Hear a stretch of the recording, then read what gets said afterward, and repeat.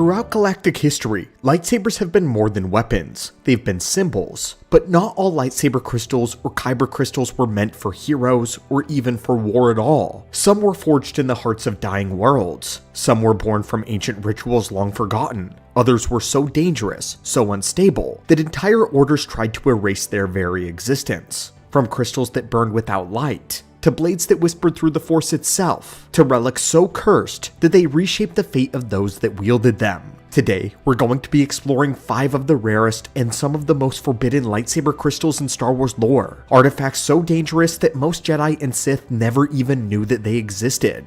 And by the end, you'll understand why some powers were never meant to be found. If you want more deep lore like this, ancient weapons, forgotten Sith secrets, and lost Force knowledge, then make sure you're subscribed. Welcome, Lore Junkies. And now, let us examine the 5 crystals. The Ghostfire crystal is one of the rarest and also the most haunting crystals ever recorded in Star Wars lore, a relic so elusive that many Jedi scholars believe that it was a myth. Unlike Kyber crystals that resonate loudly in the Force, the Ghostfire crystal exists in near silence both physically and spiritually. It does not sing, it does not hum. Some describe it as a haunting feeling in the back of their mind. Formed only within extremely rare geological formations known as Ghostfire spires, these crystals were found on remote, inhospitable worlds where radiation, pressure, and Force-saturated minerals converged into perfect balance. The spires themselves were often translucent, jagged structures rising from barren mountain ranges, and were so unstable that attempting to mine them often caused the entire formation to collapse. As a result, only a handful of Ghostfire crystals were ever recorded.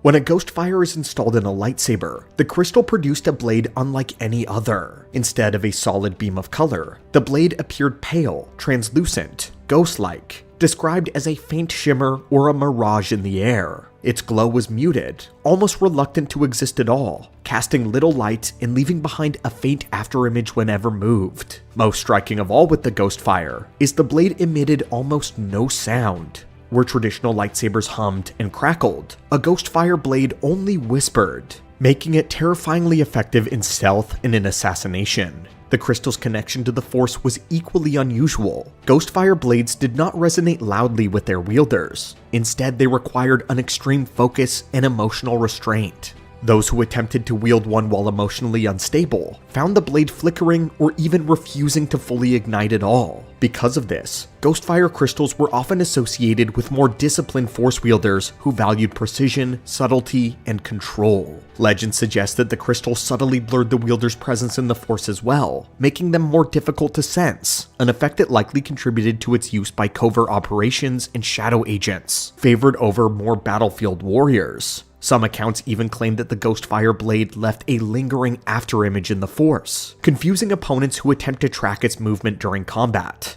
Unlike many Sith artifacts, the Ghostfire was not inherently corrupt or malevolent. It did not feed on suffering or emotion. Instead, it mirrored the wielder's intent. In the hands of a Jedi, the Ghostfire became a symbol of restraint and quiet resolve. In the hands of a darkside wielder, it became an instrument of surgical precision, cold, detached, merciless. Because of its rarity and the danger involved in harvesting it, Ghostfire crystals were never widespread. Most knowledge of them survives only through fragmented records and scattered holocrons, as well as rare first-hand accounts. Some Jedi and Sith believe that several remain undiscovered, embedded in forgotten mountain ranges or dead worlds, waiting for someone disciplined enough and calm enough to awaken them. In a galaxy defined by roaring blades and explosive power, the Ghostfire crystal stands apart as a reminder that the most dangerous weapon is not the loudest, but the one that you never hear coming at all. Our next crystal is the Barab ingot.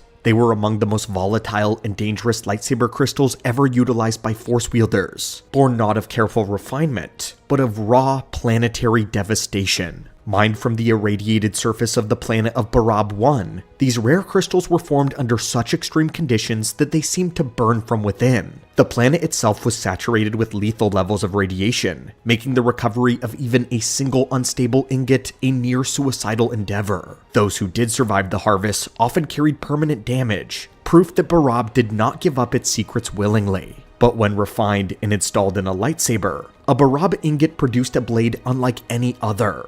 Rather than emitting a clean, stable beam, the blade burned violently, its energy volatile. The plasma shimmered and writhed as if barely contained, radiating heat so severe that it could ignite targets on contact. Wounds that were inflicted by such a blade were not merely cauterized, but scorched at a molecular level, often continuing to burn long after the strike had landed. Unlike traditional Kyber crystals, Barab ingots were also unpredictable. Their color varied widely, appearing in nearly every hue depending on the mineral composition and radiation saturation. This instability made them both feared and also revered, as wielding one required constant control. A moment of imbalance could cause the blade to flare dangerously, or even destabilize entirely. Because of its volatility, Barab ingots were rarely used by Jedi, who valued harmony and balance within their weapon. Instead, though, they found favor among dark side wielders, those who saw danger as a virtue rather than a flaw. To wield the Barab crystal was to accept that the weapon itself was barely contained, violence a reflection of the wielder's own inner chaos. But now that we've discovered some of the darker crystals, let's go towards the lighter aspect of the Force.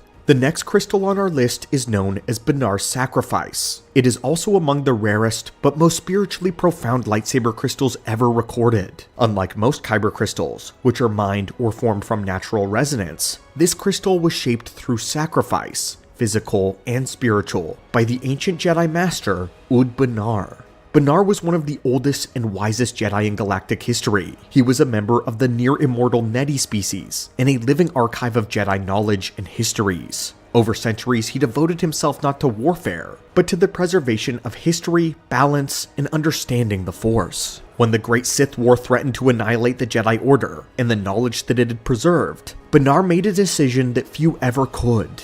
He willingly surrendered a portion of his own life essence to create a crystal that would endure beyond him. The resulting crystal was unlike any other. Rather than being mined or grown through traditional means, it was formed through sacrifice and imbued with the Jedi's will, as well as his profound connection to the Force. When instilled in a lightsaber, the crystal attuned itself exclusively to its wielder, refusing to function for anyone else. In this way, it mirrored the Jedi Master's philosophy that power should never be taken, only earned. The blade produced by Benar's Sacrifice was often described as calm, luminous rather than fierce. It radiated clarity rather than aggression, and those who wielded it reported a heightened sense of awareness, patience, and spiritual focus. Unlike more volatile crystals, it did not hunger for conflict, nor did it amplify rage. Instead, it seemed to temper its wielder, reinforcing control and purpose. After Benar's death, the crystal passed through the hands of Jedi historians and scholars alike, eventually becoming a symbol of the Order's highest ideals. To wield it was not a mark of power, but of worthiness. In this way, Benar's Sacrifice endured long after his physical form was long gone. His essence continued to guide those who carried the blade,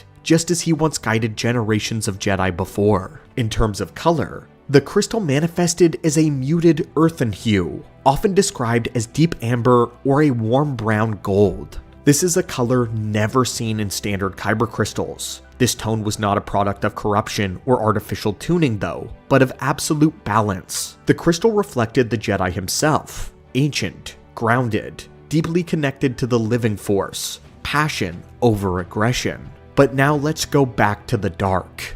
The Blackwing crystal was one of the most disturbing and unnatural lightsaber components ever documented. Less a crystal, and more a manifestation of corruption and infection. Born from the horrors of the Blackwing virus, these crystals were not formed naturally, but instead emerged in areas saturated with the virus's necrotic influence, most notably within the quarantine ruins of Dathomir. The Blackwing virus itself was a Sith-engineered bioweapon, designed not to kill, but to reanimate its victims into mindless, ravenous husks. When the virus saturated crystalline formations within the planet's crust, it produced a rare and a volatile substance that could be refined into a lightsaber crystal. Unlike traditional Kyber, the crystals did not resonate with the living Force. Instead, they pulsed with something wrong, an echo of decay. When installed within a lightsaber, a Blackwing crystal produced a blade of swirling black smoke and ash, almost vaporous in appearance. The blade looked less like coherent energy and more like a Terran reality, trailing dark matter as it moved. Strikes from such a weapon carried an unsettling quality, as if the blade were consuming life rather than simply cutting. Victims struck by the blade often exhibited signs of necrotic trauma, reinforcing the idea that the crystal retained traces of the virus itself. The Blackwing crystals thrived on decay. They were unpredictable and dangerous even to the wielder.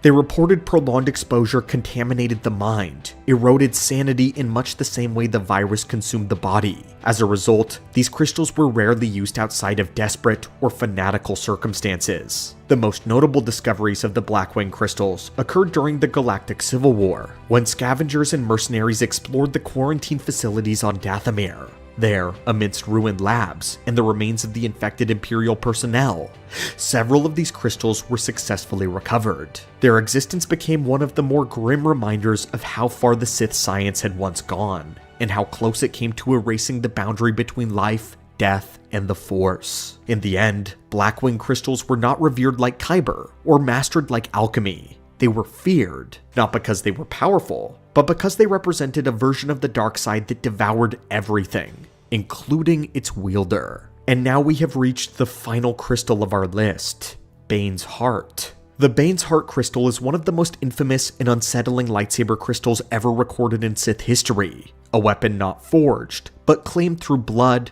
domination, and a dark will. The crystal was gifted to Zana by her master Bane, following the 7th Battle of Ruusan. More than a token of favor, it was a test. Bane believed that true Sith power could only be proven through survival, the breaking of one's fear. The crystal known as Bane's Heart embodied those principles. Once bonded to its wielder, it resonated their rage and their ambition. When ignited, the crystal produced a blade that pulsed with dark crimson energy. Sometimes it discharged arcs of raw force power. It was not merely a weapon, but a test of worth. Only those strong enough could command it and wield it safely. Anyone unworthy who attempted to use the crystal would find it resisting them, draining their strength, or even lashing back with destructive force. In this way, Bane ensured that his legacy would reject the weak. After the fall of the Sith Order of Bane, the crystal's path grew darker and more chaotic in the timeline. It eventually came into the possession of a Dark Jedi, one who was later slain by General Grievous during the Clone Wars. Grievous claimed the weapon for his own now, and stored it aboard his personal starfighter, keeping it as a trophy rather than wielding it in a lightsaber himself, perhaps wary of its will, or perhaps even recognizing that it only answered to true Sith. The crystal later resurfaced during the Galactic Civil War, recovered and wielded by NK Necrosis, a darkside enforcer tied to Imperial experiments involving Sith relics and General Grievous. When the droid was killed, the crystal vanished once again, its fate uncertain, hidden, waiting for another worthy master. What makes Bane's Heart especially feared is not its power, but its judgment and its history. It doesn't amplify the Force, but it does test resolve. In that way, Bane's Heart perfectly embodies the philosophy of Bane: strength through suffering, power through survival, and extinction for the unworthy. And with that, we've come to the end of our journey through some of the rarest and most dangerous lightsaber crystals known, relics not just of power, but of sacrifice and legacy. From the Ghostfire, whose pale, spectral blade flickers like a whisper between worlds, to the volatile Barab ingot, burning with unstable living flame, to Benar's Sacrifice, a crystal shaped by patience, wisdom, and devotion, to the corrupted fury of Bane's Heart, pulsing with the dark side and the will of Darth Bane. And finally, the Blackwing Crystal, a weapon born of decay, leaving only death in its wake. Each of these crystals carries more than power. They carry history, consequence, and a price that few will ever bear. Recently here at the Archives, we covered 5 deadly lightsabers, each one defined not by its wielder, but by the crystal that powered it. And today, we are returning with 5 more. Some of these crystals are far more obscure than anything we covered last time. They are rarer, more dangerous, and in several cases, barely understood even within the lore. Our first 4 crystals are uniquely colored and exceptionally difficult to acquire. 2 of them originate from Tatooine, yet their methods of recovery could not be more different. one earned through confrontation with the planet's deadliest predators. Each of these crystals represent a different relationship with power. And at the end, we will examine one of the darkest Sith-forged lightsaber crystals ever associated with Legends continuity. A crystal we have never made a dedicated holocron on before. One that remained virtually unknown in the lore until relatively recently. A crystal surrounded by rumor, ritual, and the blood of one of the most powerful Sith Lords that has ever lived. But first, the Desert Sands call,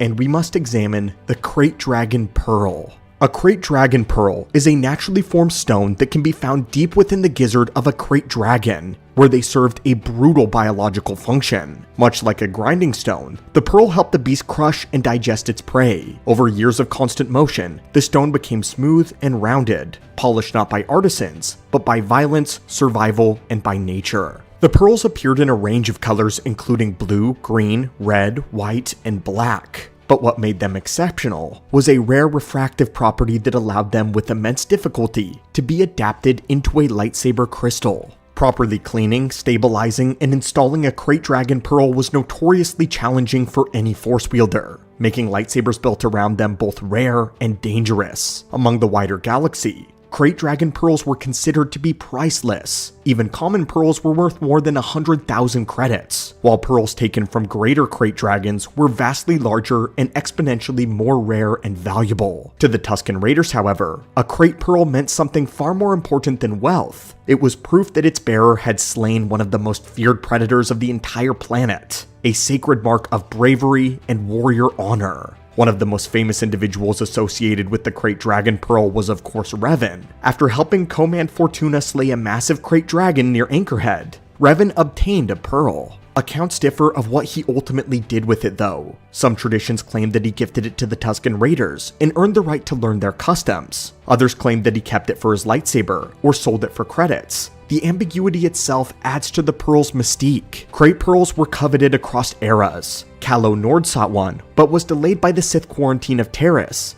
Bastila Shan's father died attempting to acquire one to pay for his wife's medical treatment. A smuggler known as Shady Pears briefly possessed a pearl the size of a human head before it was confiscated by Imperial Security Bureau agents. Even beyond the Jedi and Sith, Krayt pearls appeared in unexpected locations. Clone Trooper Bly wielded DC-17 pistols with grips fashioned from Krayt pearls. Han Solo famously used a Krayt Dragon Pearl to buy into the Sabacc game where he would win the Millennium Falcon from Lando Calrissian. In the lore, a Krayt Dragon Pearl represented earned power. It is not made from meditation, harmony, or Sith alchemy, but it is taken from the corpse of a godlike predator, forged by survival, and adapted into a weapon only by those skilled and daring enough to tame it. That makes it one of the most thematically powerful lightsaber crystals in all of Legends. But now we must move on to an individual crystal, as we reach the Heart of the Guardian.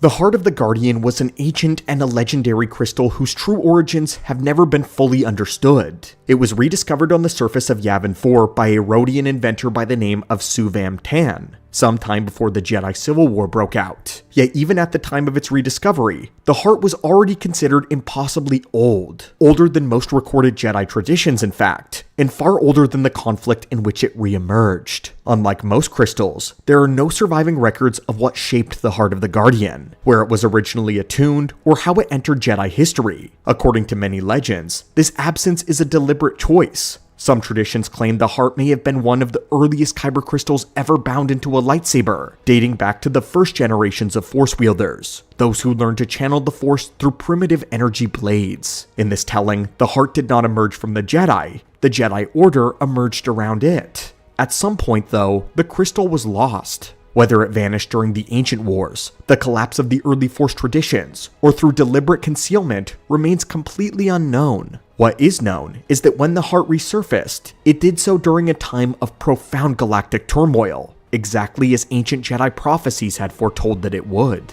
When installed in a lightsaber, the Heart of the Guardian produced a blade unlike any other. Its energy manifested as a bronze outer glow with a golden yellow core, a coloration unique to the crystal. The blade was fast, controlled, and devastatingly efficient, not because it amplified one's latent power, but because it refined it. Rather than overwhelming other crystals within the hilt though, the heart actually enhanced those, and Jedi that chose to integrate more crystals into their lightsaber were greatly rewarded, bringing harmony and focus to the weapon as a whole. A lightsaber powered by the Heart of the Guardian rewarded precision, restraint, and mastery.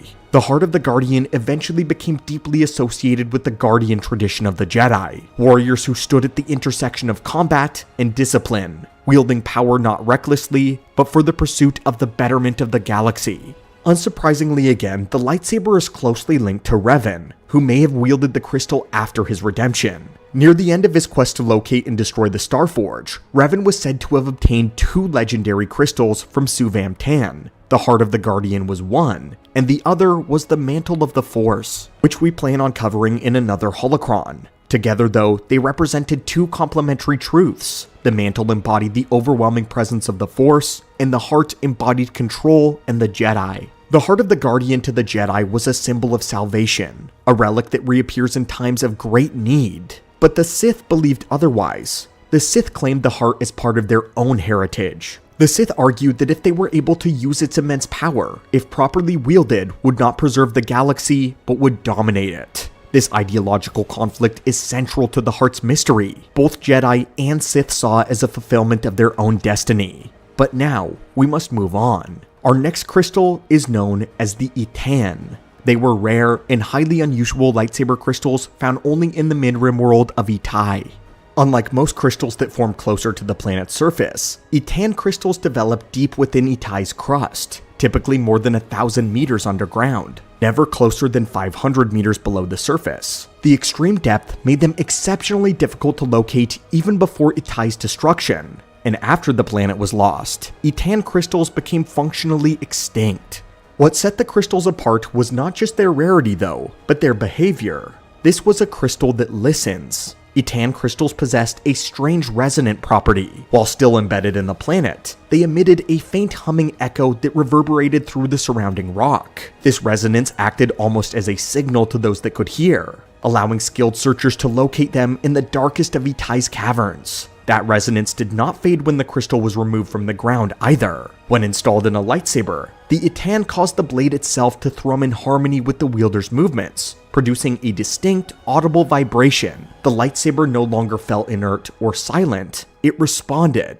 Some Jedi scholars and philosophers believed that Etan's behavior was a result of prolonged isolation. Buried deep within Itai's crust for millennia, Etan crystals were almost entirely untouched by force currents shaped by sentient life. According to this view, the crystal did not develop a rigid alignment of its own, but instead, it remained open. When finally awakened and bound to a lightsaber, the Etan was thought to attune extremely close to its wielder, responding not just to physical motion, but to intent and alignment. This theory helps explain why Etan-powered blades hummed so readily, why they react violently to resistance. To some, the crystal did not merely resonate with energy, it resonated with the person holding it.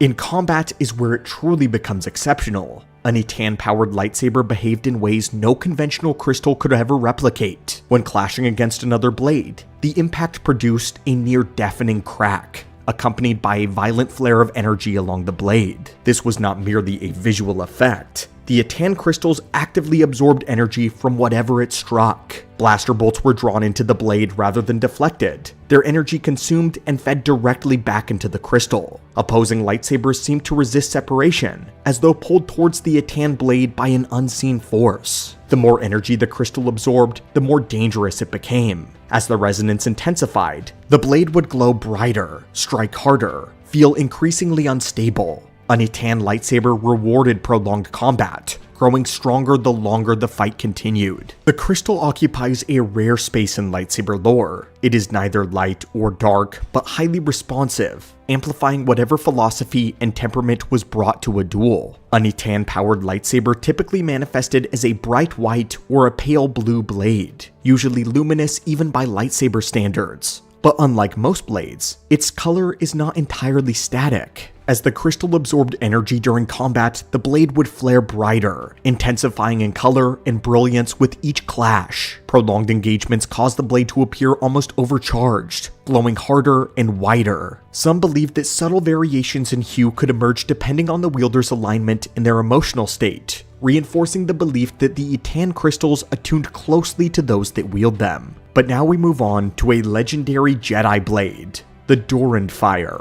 Both the Krayt Dragon Pearl and the Duran Fire Gem originate on the same world. Both are born of Tatooine, a harsh desert where survival alone is a test of will. Yet these two crystals represent fundamentally different answers to the same question.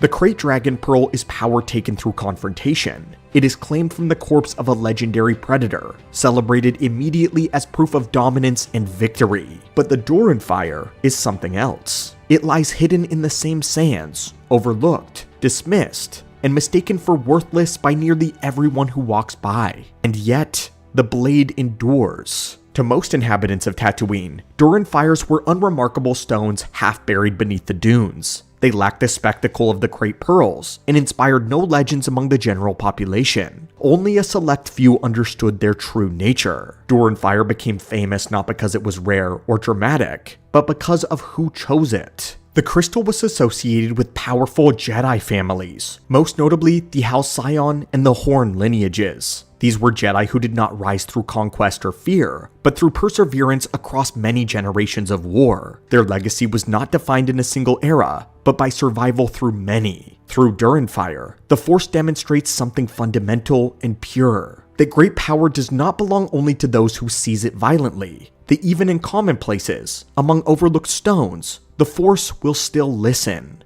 And when it listens, it can also elevate. The Duran Fire crystals came to symbolize a kind of power that resisted chaos rather than feeding into it. While the Sith carved their legacies through fury, domination, and crimson blades that burned briefly but violently, Duran Fire-powered Jedi endured. Their strength persisted beyond dark times, beyond empires, and beyond the cycles of destruction that have defined the Sith. This was not the power of spectacle. This is the power of staying. Ironically, the same quality that made Duran Fire easy to ignore is what allowed it to shape galactic history as well. During the reign of Darth Sidious's empire, Duran Fire gems were quietly bought and transported off-world. Their sale used to help finance the construction of the Death Star. In treating the crystals as a commodity rather than a precious legacy, the Empire eventually exposed itself. By tracking Duran Fire shipments, the Alliance to Restore the Republic was able to identify Imperial development sites, and even uncovered the origins of the TIE Phantom project. What the Empire exploited became a tool of resistance yet again. But for a Jedi, a lightsaber powered by Duran Fire is precise and controlled. The blade does not escalate with emotion, nor does it hunger for impact or dominance. In combat, the blade inspires confidence rather than dominance. It feels steady, built for endurance rather than excess. A Duran Fire-powered lightsaber manifests as a silver blade with a cold, metallic sheen. Unlike most lightsabers, the glow appears reflective rather than radiant, giving the weapon a clean, mirror-like appearance. The color reinforces the crystal's identity. It's understated and unyielding. Power that does not demand attention, but power that lasts. And now finally, the lightsaber crystal that we promised. Khun's blood. Khun's blood is tied to Exar Kun, one of the most infamous and powerful Sith Lords in galactic history, one of the most studied figures in our archives. What makes this crystal so fascinating is not simply its association with him though, but the fact that he never wielded it. Khun's blood stands apart from every other crystal that we've covered because it represents a weapon that may have been meant for the future, not for the past. During his transformation into a Dark Lord, Exar Kun famously retained blue lightsaber crystals. Even after fully embracing Sith teachings, some scholars believe this was not symbolic restraint, but was rather incompletion. According to one line of speculation, Exar may have been preparing a new crystal for his Sith weapon,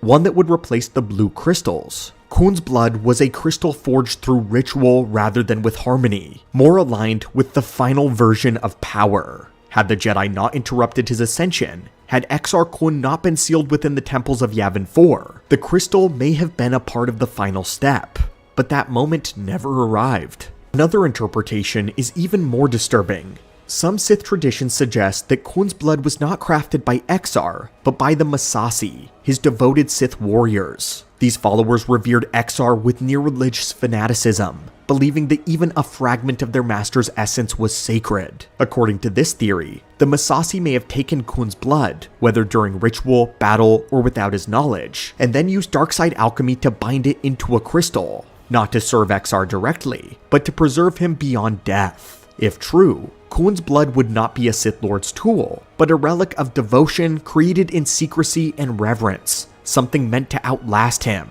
Which version is correct has never been confirmed. What is confirmed though, is that Khun's blood is marked in the lore as a powerful crystal. It was capable of being used within a lightsaber. It was recognized as dangerous, and it was believed that any Sith Lord who wielded it would achieve immense power. And yet, there is no record of Khun's blood ever being carried into battle or wielded by any Sith Lord of name, title, or lasting historical note. Its ultimate fate is unknown, whether it's hidden, lost, destroyed, or simply passed beyond the reach of recorded history. When activated, a lightsaber powered by Khun's blood manifested as a deep, corrupted crimson, far darker than the red blades produced by synthetic crystals. The glow was dense and heavy, with a core that appeared to bleed, as though the blade itself were wounded, its energy pulsing rather than flaring. Unlike conventional Sith blades driven by rage and fury, the crimson does not burn violently. It is seeped. The light festered, ancient, oppressive, something old and patient. The blade doesn't scream, but it lasts. Accounts describe the color as closer to dried blood than fire. The blade has a darkness rooted in legacy. This is not the fury of the modern Sith. It is something older, something forgotten, a relic of a far darker era drawn from the vessel of a dark lord. And so, our archive for the day closes. You have seen 5 crystals, each rare, dangerous, and representing a different relationship with power. The Krayt Dragon Pearl born of conquest, taken from the corpse of a living terror. The Heart of the Guardian, ancient, disciplined, a relic that endured when all orders fell. The Itan Crystal, resonant, reactive, reflecting the wielder as much as the blade. The Duran Fire, quiet, underestimated, proof that the Force listens to all, even the common. And finally, Khun's blood, a crystal never carried into war, but steeped in something older, unresolved. There are many Jedi who have mastered the blade, very few though who have mastered the art of the duel, and only one who dared to build a superior lightsaber. Not just superior to the common designs of the era, but superior to the weapons of his own masters, including the great and wise Grand Master Yoda, the greatest duelist of the age. The Jedi in question was Dooku of Sereno. Long before he became Darth Tyrannus, long before Geonosis and the Separatist movement, Dooku was already different. Not because he fell to the dark side, but because he believed deeply, unshakably, that there was a higher way to wield the Force. Dooku believed that the Force was not just a spiritual current to be followed, nor merely a tool of peacekeeping. To Dooku, the Force was a hierarchy. Those that could not touch it were below those who could. And among those who could touch the Force, the only true way to measure superiority was through the duel. Not through war, not through rage, but through the elegant, controlled, ruthless art of lightsaber combat at its highest form. That philosophy produced a weapon unlike any other in the Jedi Order. Dooku's lightsaber, first the Jedi variant with a blue blade, then later the Crimson Sith version, was famous across the galaxy for its elegance, its perfect balance, and refined craftsmanship. Jedi and Sith alike who encountered it, Yoda, Obi-Wan, Anakin, even Sidious, all remarked the same things. The weight of it was flawless. The balance was exact down to the millimeter. The curve of the hilt guided the wrist naturally into precision strikes, and every component, every emitter, focusing lens, power cell, and alloy frame was assembled not by droids or by Jedi forges, but by Dooku's own hands. It was not a factory weapon, it was a declaration. Not just that Dooku was a master of the blade, but that he intended to go beyond Jedi tradition, beyond his Jedi master Thame Cerulean, beyond even Yoda. But this is not where our story begins. To understand why Dooku built that lightsaber, to understand how he rediscovered a forgotten form in Makashi Form 2 and resurrected the ancient art of the duel, to understand why he chose elegance over fury and precision over chaos, you have to begin with the man who trained him first, the Jedi Master by the name of Thame. Before he was apprenticed to Yoda, before he became the ideal Jedi Knight, Dooku belonged to someone else. Jedi Master Thame Cerulean. Thame was everything the Republic admired in a Jedi consular: cultured, soft-spoken, a researcher of history and of politics. He was one of the few Jedi who truly believed that the Sith would one day return, so he studied ancient holocrons to prepare himself intellectually for that day. He was knowledgeable, patient, and calm. To many, he was brilliant. To Dooku, he was almost exactly what a Jedi should be. Thame taught Dooku diplomacy. He taught him how to read people not just with the Force, but through posture, tone, and hesitation. Thame took Dooku into the archives and showed him how to question history instead of memorizing it. He even planted a foundational truth in the young Dooku's mind. The Sith are not myths, they are inevitable. For a time, Dooku respected him. Dooku even chose in his own mind to become his apprentice, because Dooku never believed the master chose a Padawan. He believed that the knight earned a student, and that he, Dooku of House Sereno, permitted Thame to guide him. But admiration faded, where it began to break. As Dooku grew stronger, more disciplined, more brilliant, he noticed something that Thame lacked: conviction. Thame studied the Sith, but did nothing to alert the Council to their return. Thame believed the galaxy was falling to corruption, but offered no solutions. Thame could see the storm clouds on the horizon, yet still stood still and whispered about philosophy. To Dooku, this was unforgivable. Worse, Thame was a duelist in name only. He practiced Form 3 Surisu, the defensive style of calm and survival, a form designed not to win, but to not lose. Circular blocks, endurance, outlasting the enemy. To a young man whose blood sang for mastery, for precision, elegance, and the thrill of battle, Surisu felt like suffocation. It was boring, it was passive, it was everything Dooku despised about the modern Jedi. But nothing angered Dooku more than Form 6 Niman, a balanced form, a little from every style, master of none. In Dooku's eyes, pathetic, a form for politicians with lightsabers, not for Jedi. Dooku learned these styles because tradition demanded it, because Thame taught it, but inside, he seethed. Thame was half right about the Sith, half right about the galaxy's decline, but he was wholly a failure when it came to action. The quiet fracture then began. Dooku continued to grow, taller, sharper, more precise in speech and lightsaber. He built his first lightsaber then, a traditional straight-hilt weapon molded after Thame's own. Functional, respectable, completely unremarkable.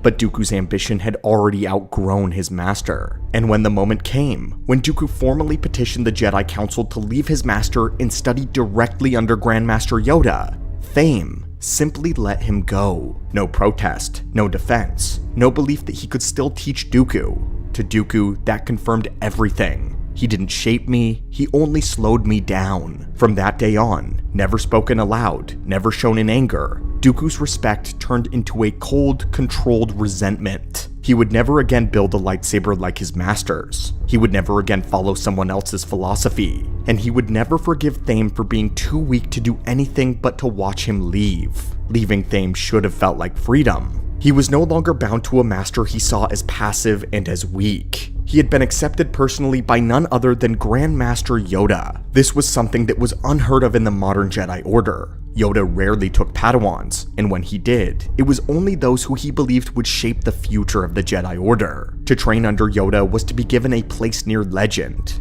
and for a time, Dooku thrived. Yoda taught the young Dooku Form 4 Ataru, the aggressive acrobatic form of lightsaber combat. Ataru was explosive, graceful, kinetic, built upon momentum, precision, and an absolute connection to the Force. Dooku admired it. He admired Yoda. He admired the discipline, the agility, the philosophy of absolute control under pressure. But even here, beneath the greatest duelist of the age, Dooku felt a familiar bitterness rising. Because Form 4 was powerful, but it was not perfect. It relied on speed, endurance, and acrobatics, traits Yoda embodied effortlessly. But Dooku was tall, elegant, aristocratic in posture. His strength was in his precision, not in flipping through the air. To Dooku, Form 4 was beautiful, but it was not his, and he could feel it. This was not the end of the journey, and the seeds of discontent continued to be sowed. Dooku would stand in the archives long after the lights had dimmed and younglings slept. There, he studied the holocron recordings of the ancients, before the Jedi were peacekeepers and were warriors, before the Jedi debated politics in the Senate, and Dooku began to resent the Jedi. They preached peace, yet sat at the feet of corruption. They trained warriors, yet feared war. They studied the Force, yet ignored its oldest truths. And even under Yoda, he was still only a student of their forms, their history, and their limits. But deep in those archives, behind holopads covered in dust, Dooku found something that did not belong to this era.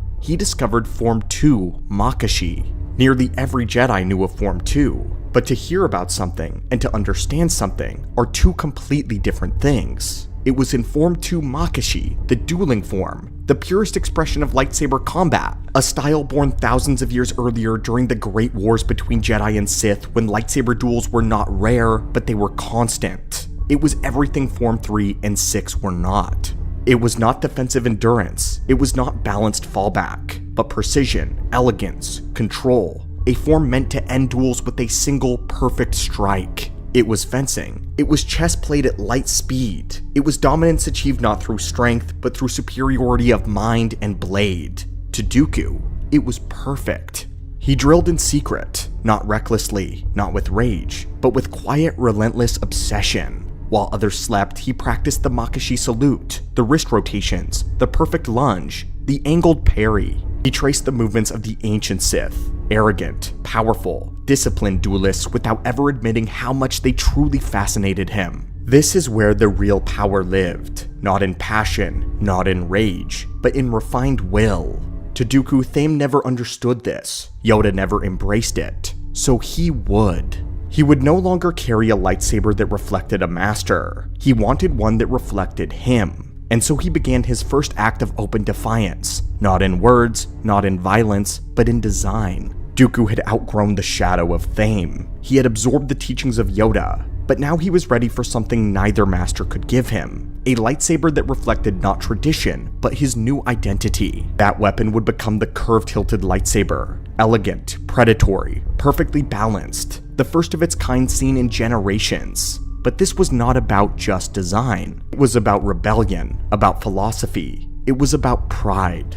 Nearly every Jedi built their lightsaber following the guidance of their master. Consciously or not, their lightsaber reflects that lineage. The hilts echo the teacher's design, or replicate the simple practicality of standard Jedi weapons. Dooku had done that once. His first lightsaber was straight-hilted, reserved, traditional, built when he still walked willingly with Thame. But after discovering Form 2, in Makashi, the weapon felt like a chain. Dooku wanted something different, something graceful, precise, dignified. A weapon designed for dueling, not defending, for superiority, not survival. So he returned to the Jedi archives, not for knowledge on meditation or the living force, but for schematics, for centuries-old weapon designs from the Great Sith War and the 100-Year Darkness, for records of blades wielded by ancient Jedi battle masters and Sith aristocrats, those who fought one-on-one, blade against blade, with no armor, no distraction, only skill. And in those archives, Dooku finally found it. A reference to a weapon variant, the curved hilt lightsaber. But why curved? To the untrained eye, it was a simple aesthetic flourish. To a Makashi duelist, it was everything. The curve allowed the wielder to align the blade perfectly with the forearm during a thrust. It offered micro adjustments and angles that a straight hilt lightsaber would never be able to provide. It gave unrivaled control in one-handed fencing, the core of Form 2. And at its highest level, it allowed for something beautiful and terrifying. Dominance without effort.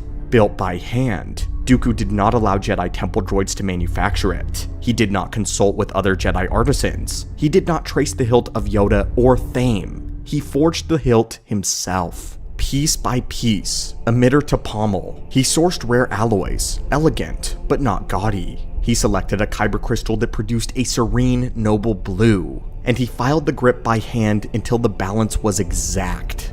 Not 1 gram wasted, not one line of the hilt without purpose. The result was a weapon described by nearly everyone who ever looked at it as perfectly weighted, balanced to the atom, elegant, almost antique. Yoda said this, "Your blade is your mind, Dooku, sharper than most." But Yoda also understood the silent message. I do not follow your path, I have surpassed it. Dooku's lightsaber was not made in defiance of Jedi principles, it was made in defiance of mediocrity. It rejected Thame's passivity, Yoda's insistence on tradition, and worse, the Jedi's drift towards compromise and political servility. Form 3's survival mindset was not enough. Form 6's laziness was disguised as balance.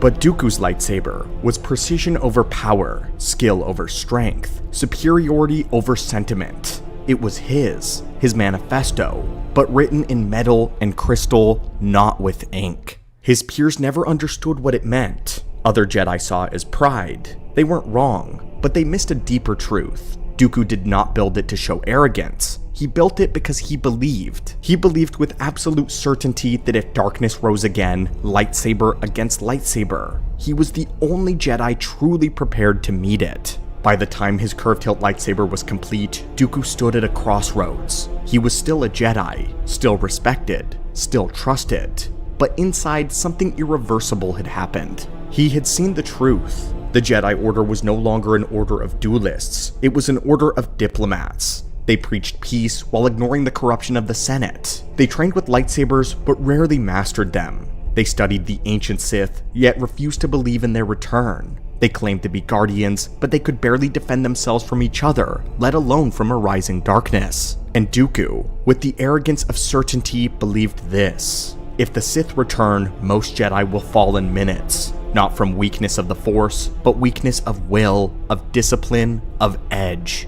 He didn't know when, he didn't know how, but he knew it was coming. And deep within, beneath layers of pride, disdain, and resignation, Dooku was afraid.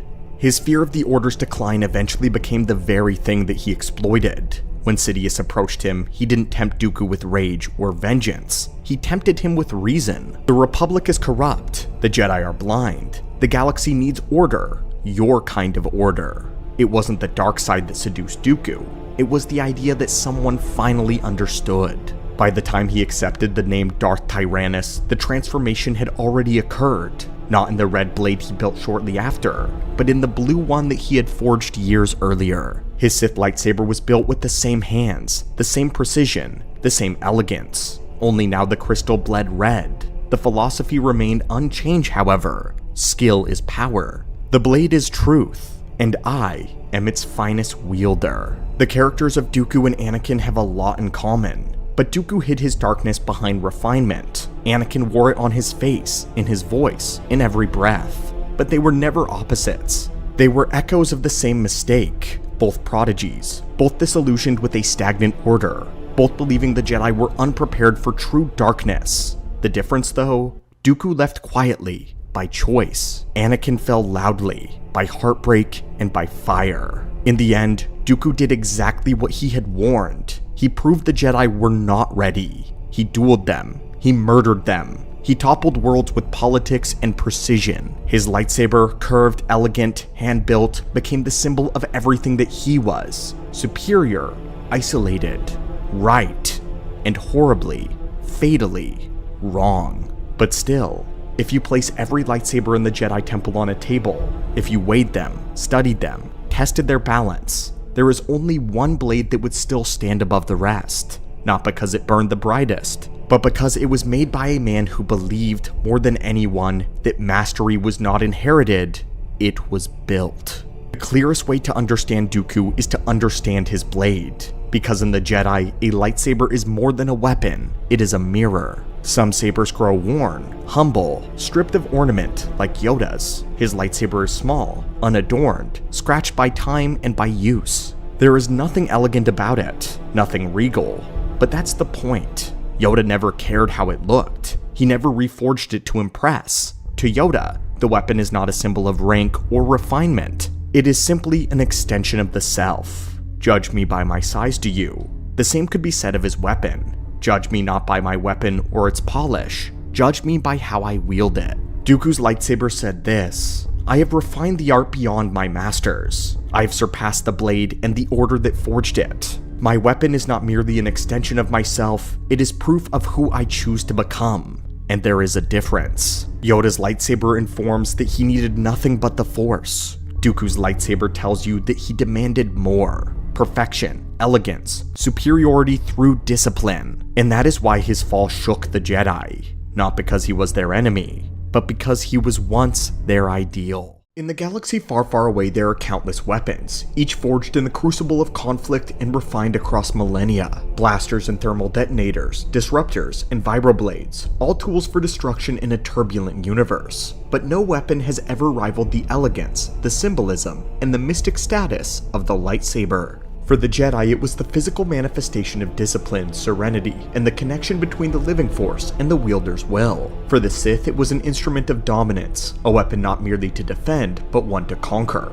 Yet among all the storied lightsabers of history, one stands apart: the Crimson Blade carried by Darth Vader, the weapon that, more than any other, became synonymous with fear, tyranny, and the unstoppable martial prowess of a Sith Lord. But to understand Darth Vader's lightsaber fully, we must first understand the young man who built it, not in the darkness of the Death Star, but in the fires of the Clone Wars, a boy whose brilliance with machines and weapons evolved into an obsession, a Jedi Knight who refused to be limited by tradition, even as the Council looked on it with disapproval, a warrior who never believed that the Force alone would save him. This is the story of how Anakin Skywalker's philosophy of the blade survived the fall to the dark, and how Darth Vader's lightsaber became the ultimate expression of that obsession. Long before he ever became Darth Vader, Anakin Skywalker was recognized by his fellow Jedi as one of the most naturally gifted warriors the Order had ever seen. But Anakin's brilliance extended far beyond combat. From his early days as Obi-Wan's Padawan, Anakin exhibited an almost supernatural skill with machines and engineering, only that could be explained by the Force. He could reassemble a hyperdrive in hours, fine-tune a pod racer's repulsor lift turbines, and repair droid processors from scraps. This mechanical intuition naturally carried over to his lightsaber construction as well. For many Jedi, assembling a lightsaber was a rite of passage performed only a single time. It was done during their journey to Ilum, but for Anakin, this was only the beginning. Anakin did not see the lightsaber as a static object or an artifact to be revered. He saw it as a work in progress. He saw it as a machine that was to be constantly refined and upgraded to better serve his style. And in the years leading up to the Clone Wars, Anakin went through multiple iterations and experiments with his lightsabers, deducing which power cells he wanted, focusing crystal assemblies, and emitter matrix configurations. Some masters of the Order found this eccentric, others found it disrespectful. The Jedi had always been taught to embrace simplicity and humility, but Anakin believed the weapon must be as dynamic as the warrior that was going to wield it. When Anakin settled on a design for a lightsaber, the blue-sated weapon that he would carry into the Clone Wars, it already bore traces of his personal philosophy. The grip was slightly larger than the standard hilt Jedi weapon, designed to give him greater leverage when applying torque and heavy strikes. The power cell was also calibrated to produce a blade of marginally higher density and cutting efficiency, compensating for the heavier two-handed strikes characteristic of Form 5. But it was not merely technical innovation that set Anakin apart. It was his conviction that mastery of the blade itself could overcome any challenge, a conviction that would one day cost him dearly. And that day would come a lot sooner than he anticipated: the duel with Dooku and the birth of obsession. In the vast torchlit hangar on Geonosis, Anakin Skywalker learned one of the most painful lessons of his life. Facing down Count Dooku, the newly revealed Dark Lord of the Sith, Anakin's aggression and confidence were matched by Dooku's decades of experience and impeccable technique. Dooku was a master of Form 2 Makashi, the dueling form, a style designed precisely to counter and dismantle more kinetic styles like Anakin's, at least at this point where he was still utilizing Xian. It was here, as Anakin charged with his signature power blows, that Dooku demonstrated the price of underestimating refinement and discipline. With a single precise cut, Dooku severed Anakin's arm just below the elbow. The pain to him was blinding, but the true wound was to Anakin's pride and his certainty. In this instant, his resolve that no opponent could ever best him was easily broken. This is where the obsession began, rooted in fear, shame, and the desperate need to be in control. And when the Clone Wars erupted across the stars, Anakin would find countless opportunities to test, refine, and prove the power of his new weapon. As the war progressed and Anakin constructed his second lightsaber, Anakin's weapon would undergo significant refinements. He began to incorporate micro adjustments to the emitter lens and energy modulation circuits to achieve a blade that was fractionally faster to swing and slightly more resistant to contact than other lightsabers. His chosen combat style, Gem-So, evolved in parallel. Gem-So was an adaptation of Form 5 characterized by powerful counterattacks and an unrelenting offense. This was a style born of frustration with the defensive Sarisu, the style favored by Obi-Wan. Where Sarisu focused on the attrition and control of a duel, Gem-So embraced dominance and momentum. In turn, the High Council took note of Anakin's increasingly aggressive tendencies, both in his dueling and in his tactics on the battlefield. Some Jedi whispered that his lightsaber was a symbol of his growing darkness. heavier, more forceful, designed to batter opponents into submission. But Anakin refused to apologize for this approach. To him, the blade was not just a weapon. The blade was proof that skill and willpower could triumph over dogma. Throughout the Clone Wars, members of the Jedi Council expressed concern over Anakin's lightsaber modifications. First, they argued that the longer grip was a liability, more difficult now to control in confined spaces, and potentially susceptible to disarming maneuvers. Second, the enhanced power output and the increased plasma density now posed the risk of overheating the internal components during prolonged duels. Third, and most importantly, they felt that Anakin's approach represented a fundamental misunderstanding of what it meant to be a Jedi. Where most Jedi built their lightsaber to be a reflection of serenity, Anakin had built his as a reflection of power. Where others were content to rely on the Force to guide their blade, Anakin sought to engineer the weapon itself to give him an advantage. These critiques did not do much to dissuade him though. If anything, they all cemented Anakin's belief that the Order was shackled by outdated traditions, and that true mastery demanded innovation, even if it meant breaking the rules. But now came the fall. When Anakin Skywalker became Darth Vader, much of his past was stripped away. His rank, his name, his place in the Order. But not this conviction. Not his belief that the blade was the truest measure of any warrior. The final duel on Mustafar against Obi-Wan left Vader mutilated and broken. The lava scorched his body beyond recognition. His connection to the Force was forever diminished by the agony of cybernetic life support. And yet, this obsession with the lightsaber endured. When he awoke in the med center of Coruscant, encased in the iron lungs and black armor that would become legend, Vader faced the practical problem of arming himself again. According to some accounts, Palpatine provided him with one of his spare lightsabers in order to study, instructing his new apprentice in the construction techniques of the ancient Sith. Although the Emperor didn't really care about lightsabers whatsoever when it came to himself, he preferred a more ritualistic approach in forging weapons, attuning them through darkside incantations, and imbuing them with alchemical processes. But Vader approached this object with the same meticulous pragmatism that had defined his life as a Jedi. He had studied the designs that Palpatine provided, but he also drew on the very lesson from the Clone Wars, from the failures that had cost him his limbs. Even in this moment of transformation, when any other Sith Lord would have seized the opportunity to create a weapon symbolic of their rebirth, Vader was different. He retained many of the core design philosophies from his Jedi lightsaber, because in his mind, those designs were not flawed. He was flawed. The blade had never failed him. And so when Vader constructed his new lightsaber, this time ignited with a synthetic red crystal, it bore a familiar silhouette. The hilt retained a slightly larger grip diameter and a similar emitter matrix assembly. When he presented it to his master, Sidious was not pleased. To the Emperor, Vader's decision was a mark of sentimentality, an inability to sever all ties with his past identity. The Emperor critiqued the weapon, calling it too similar to Anakin Skywalker's. But Vader was unmoved by any of these criticisms. The weapon was not a nostalgic indulgence, it was the most effective design that he knew. He had been reforged into something monstrous, but the blade remained the perfect expression of his skill, his will, and his desire never to be powerless again. To understand why Vader retained so much of Anakin's engineering, it helps to look at the specific components, his hilt grip and its length. The hilt was longer than standard, designed for two-handed power blows and enhanced torque. This length allowed Vader to generate tremendous force despite his prosthetic limbs. The emitter retained a hybrid focusing lens capable of stabilizing the higher density plasma channel that he had favored. This design improved cutting power, especially against armored enemies, but at the cost of increased energy consumption.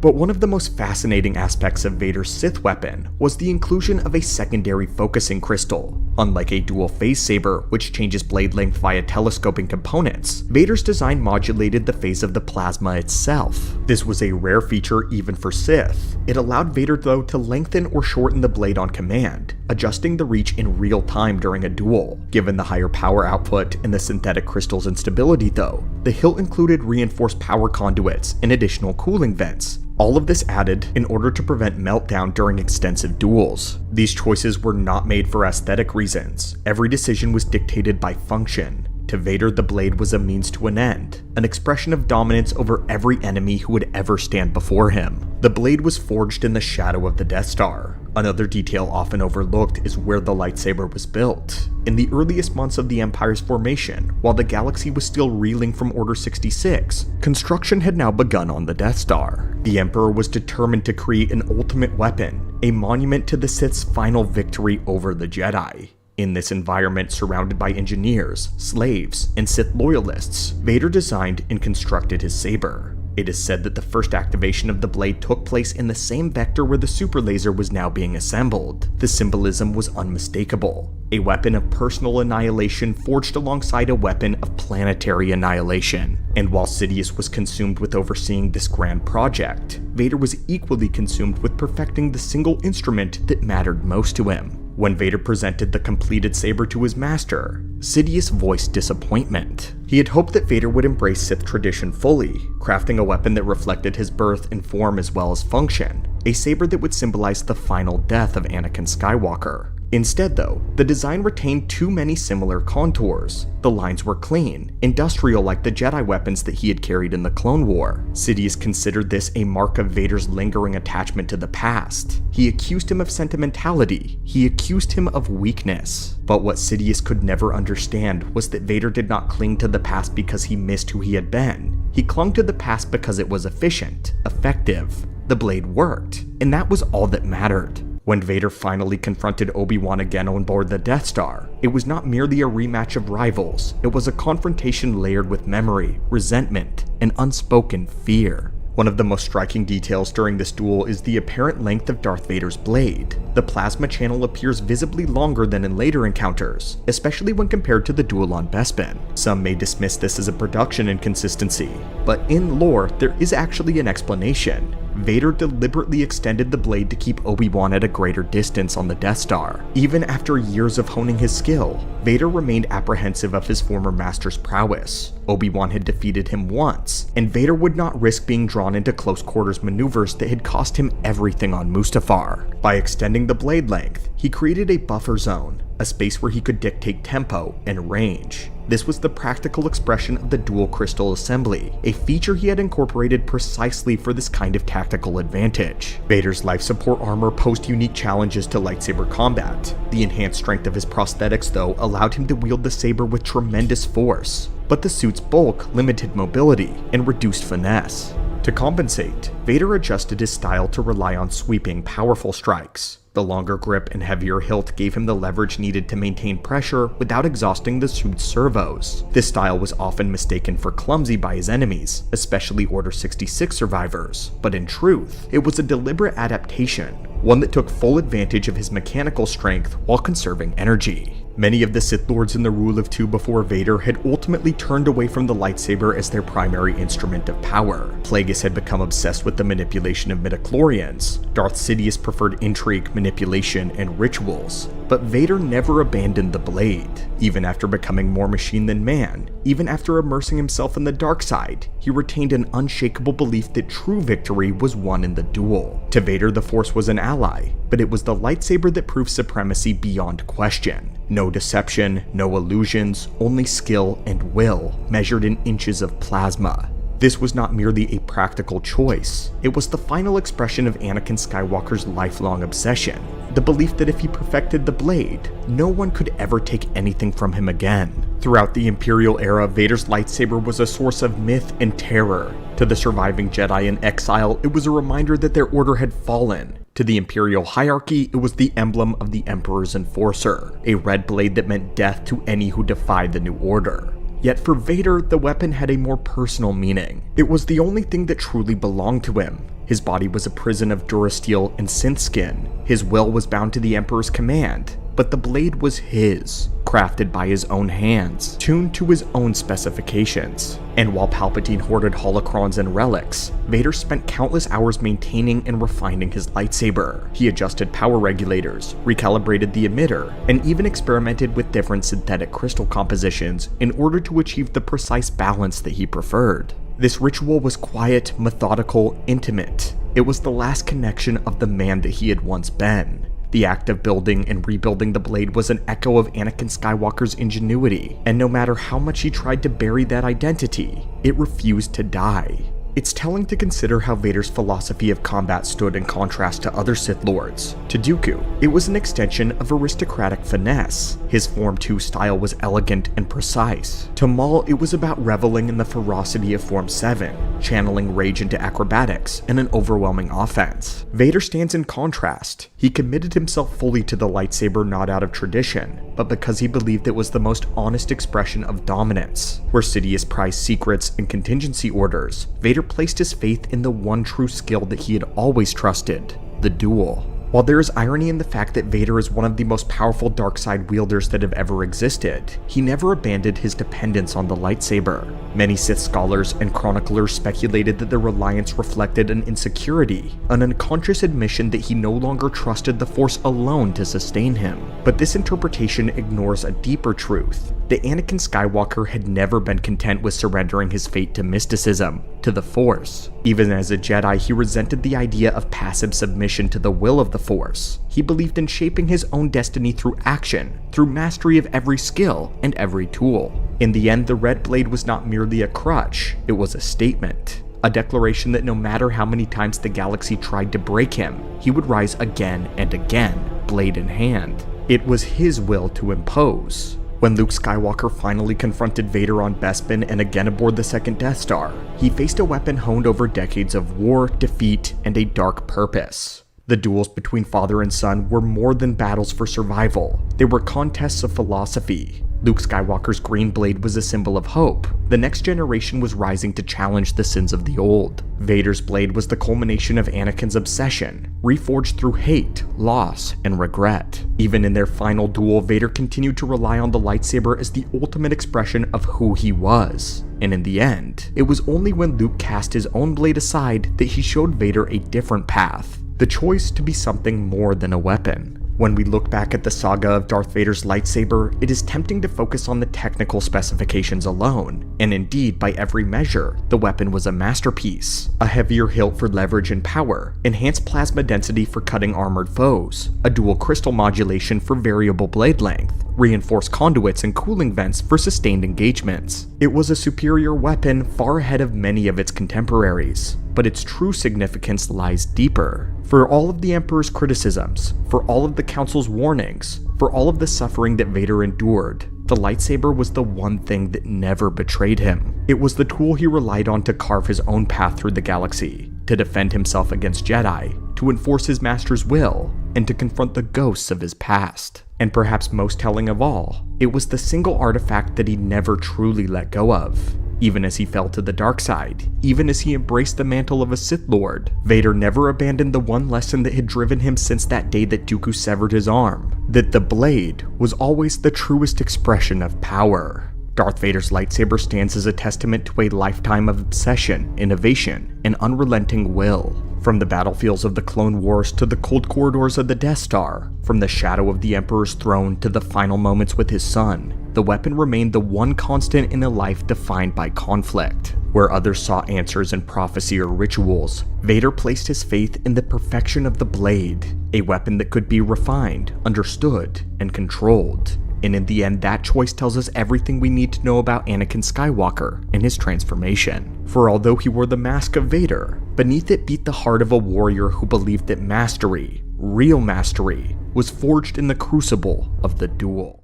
The Sith are remembered for their weapons of unimaginable power, planet-killing superweapons, artifacts capable of breaking stars, lightsabers forged not only to kill, but to dominate, blades wielded by legends like Sidious, Exar Kun, and Vader himself. The Sith have always sought power through scale, through spectacle, through overwhelming force. But buried deep within their history is a weapon that defies all of that. A weapon so unassuming, so fragile, that it seems almost laughable beside a lightsaber. A weapon not forged to conquer armies, but rather to end individuals. A blade made not of metal, but of glass. It was delicate, it was beautiful, and it was designed to only be used a single time. Yet this single-use dagger inspired a level of fear among the Sith that no superweapon ever could. Because this weapon was never meant for the battlefield, it was meant for betrayal. Forged during the 100-Year Darkness, this blade would become a symbol of everything the Sith feared. Not defeat, but humiliation.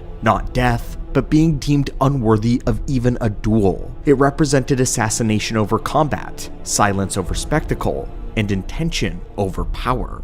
Centuries later, long after its creators were gone, this same kind of weapon would be chosen for a task so audacious that it bordered on sacrilege. A blade meant not for soldiers or rivals, but for the Grand Master of the Jedi Order, Luke Skywalker. And by the end of this video holocron, you'll understand why this fragile glass dagger became one of the most feared weapons that the Sith ever created. The Dark Jedi of the 100-Year Darkness were not exiles of the Republic, at least not at first. They were not cast out wanderers or heretics driven into the void.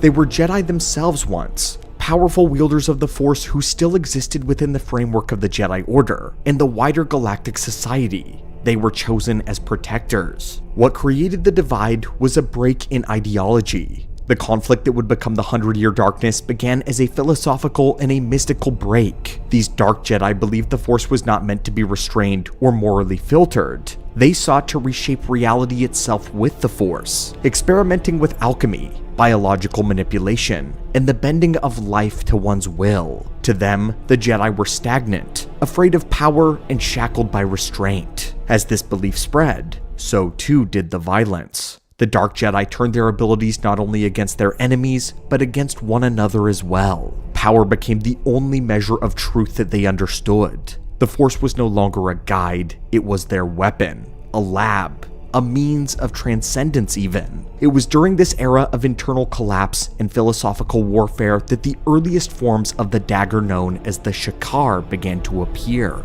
These were weapons not born of exile, they were born of betrayal. Crafted in secret by those who understood the open conflict would destroy them. Shakars were the tools of assassins, those operating in the ranks of the Dark Jedi themselves. They were designed for silence, precision, and inevitability. They were perfect for eliminating rivals without the need for open war. Only later, after the Dark Jedi were defeated and cast out, did the survivors carry these weapons with them into exile. On worlds like Korriban, the Shakar evolved from a practical tool of assassination into a symbol of authority, ritual, and eventually even tradition. There, among the tombs and ashes of the Fallen Order, the weapon took on meaning beyond its function.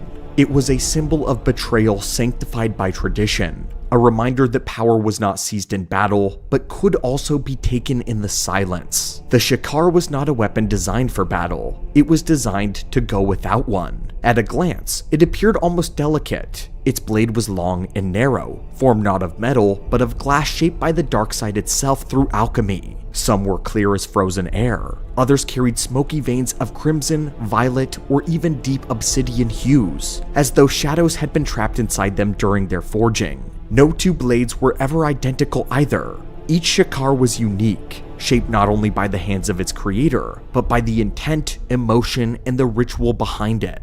The blade was slender, elegant, deceptively beautiful. Many were no longer than a forearm, balanced to slide easily beneath armor or hidden beneath robes. Their surfaces caught the light in strange ways, refracting it into fractured reflections that made the blade seem almost alive. Some were etched with faint Sith sigils or runes, others inlaid with rare minerals or dark gemstones, not for function, but to mark the weapon as something ceremonial, something that meant the end. The crafting of such a blade was pure alchemy, dark side alchemy. It is said that the glass is grown, not forged, coaxed into existence and shape through ritual and will. The Sith believed that intention mattered, that a weapon shaped with hatred and contempt would carry these emotions into the flesh of its victim. The blade was infused with this philosophy from creation, every fracture and imperfection deliberately preserved. Unlike a lightsaber, the Shakar was never meant to endure, it was designed to break. When driven into the body, the blade shattered on purpose. The glass fragmented inward, spreading through muscle and tissue like a slow, blossoming poison. Removal was impossible without tearing the victim apart. Each movement only drove the fragments deeper, ensuring that death came now more swiftly and painfully. But this was not a battlefield weapon. The Sith knew it. This was an executioner's instrument. To be killed by this blade was not simply to die, but it was to be judged. The act carried with it a message. You are not worthy of a duel, not worthy of effort, not worthy of honor. It was a declaration that the victim had already lost before they ever knew the blade was there. And this is the design. The Sith believed that fear was as powerful as any blade, and few things inspired greater terror than knowing your end had already been decided the moment that you felt the sting. The Shakaar did not kill quickly. It gave its victim time to understand what had been done to them and why. Once the blade shattered and the victim fell, the assassin would simply turn away, because the outcome was assured. The Shakaar terrified the Sith because it represented something they could not dominate. It did not challenge them in combat openly. It didn't announce itself with blazing light or thunderous power. It arrived quietly, slipped past every defense, and ended a Sith life without spectacle. For beings who believed power was proven through strength, dominance, and that precious spectacle, the Shakaar was an insult made manifest. It did not test Sith or mastery. It bypassed both entirely. To be killed by such a weapon meant your power had failed you before the fight ever began. You were not defeated. You were discarded by fate.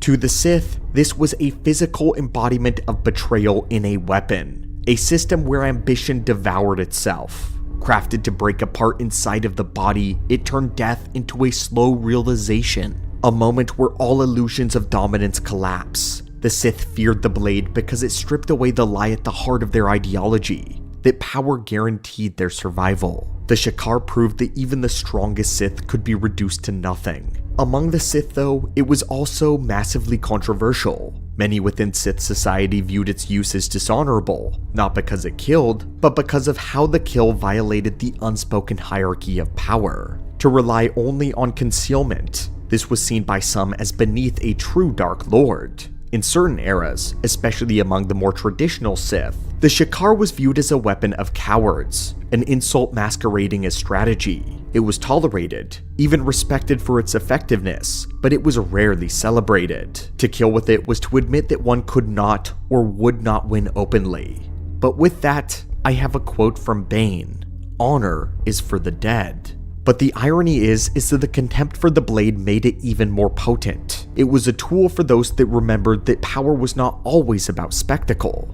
Some Sith believed that to wield it was to transcend the performative theatrics of domination and to embrace something colder, more absolute. This tension is perhaps best embodied in the legend of Tulak Hord. Though remembered as one of the greatest warriors in Sith history, tradition holds that he was not struck down in glorious combat, but through treachery, possibly even struck by a Shakaar blade, wielded by a lesser being who dared not face him directly. Whether true or not, the implication is damning, that even the mightiest Sith could fall to a weapon considered beneath them. The Sith knew that they would always be betrayed. The last known use of the Shakaar came long after the age that birthed it though, when the lost tribe of the Sith emerged from myth and shadow to confront the galaxy once more. This Sith sect traced all the way back to the origins of the Dark Jedi exiles of the 100-Year Darkness. They were survivors of the ancient schism who fled the Republic and eventually crash-landed on the remote world known as Kesh. Cut off from the wider galaxy for millennia, the tribe preserved fragments of ancient Sith tradition, some rituals, and weapons that had vanished everywhere else in the galaxy. Among these relics was the Shakaar blades, preserved not merely as a weapon though, but as a sacred symbol of Sith judgment. To the lost tribe, the Shakaar represented purity of intent. It's the embodiment of Sith philosophy, untainted by spectacle or theatrics. Where latter Sith reveled in galactic conquest and displays of raw power, the lost tribe revered precision, secrecy, and inevitability. Their reverence for the blade was so deep that it became a ritual object, reserved for moments of profound symbolic importance. And there was no greater target in their eyes than Luke Skywalker, the man who represented everything they despised and everything that they feared. He was the greatest living threat the Sith had ever seen. He had destroyed Palpatine, survived the dark side, rebuilt the Jedi Order without succumbing to corruption of the old order. It is true to defeat Luke openly would have granted them honor. To defeat him in battle would have immortalized anyone. But to erase him silently, efficiently, and without ceremony, that would have been the ultimate act of dominance. And that is why the Shakaar was chosen. When the Sith struck, they did not intend spectacle. They intended simply to kill. A blade meant to slip unseen, to shatter the Grandmaster's body from within, and to end the greatest Jedi of all time. To end Luke without a duel, without witnesses, and to end his legacy. It was meant to prove that the most powerful Force wielder in history would be reduced to nothing more than another body claimed by the mind of the Sith. But history did not bend that way.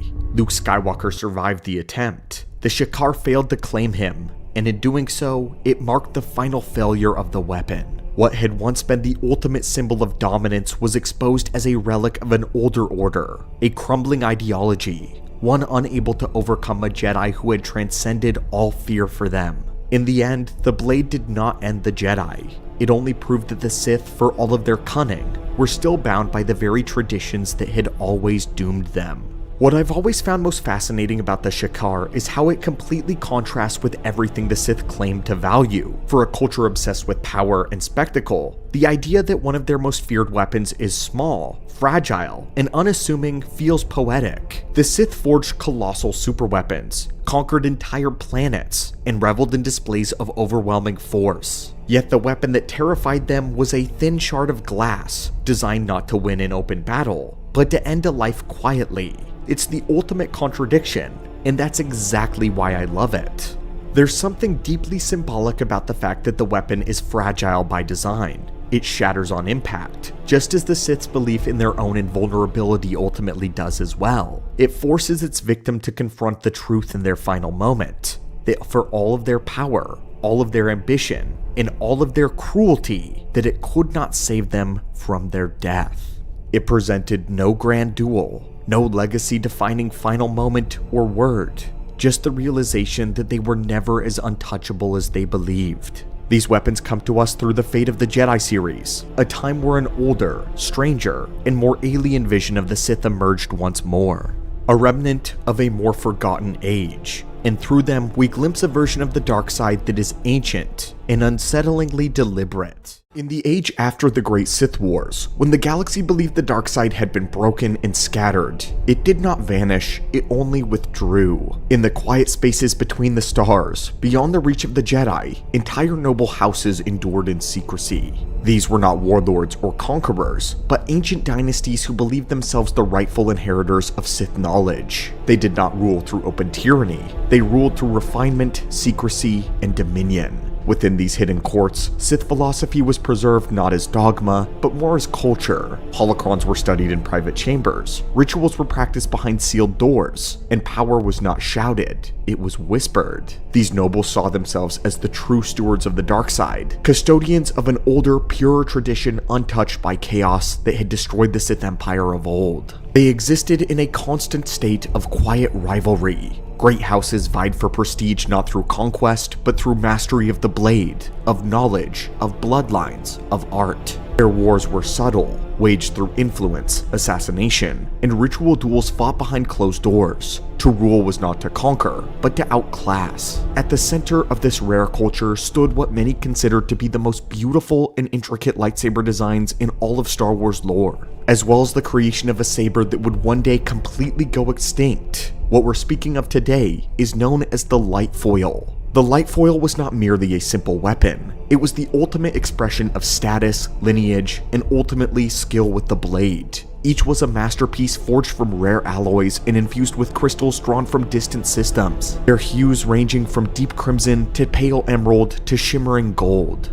These blades were as much jewelry as they were armament, their elegance reflecting the prestige of their bearer. Entire galactic fortunes were poured into their creation. Noble houses stripped moons of resources, emptied vaults, and ruined rivaled families in order to acquire the finest of materials. The light foil became a living ledger of power. Every gemstone represented a conquest, every curve a declaration of one's supremacy. To wield such a lightsaber was to announce one's place in the hierarchy.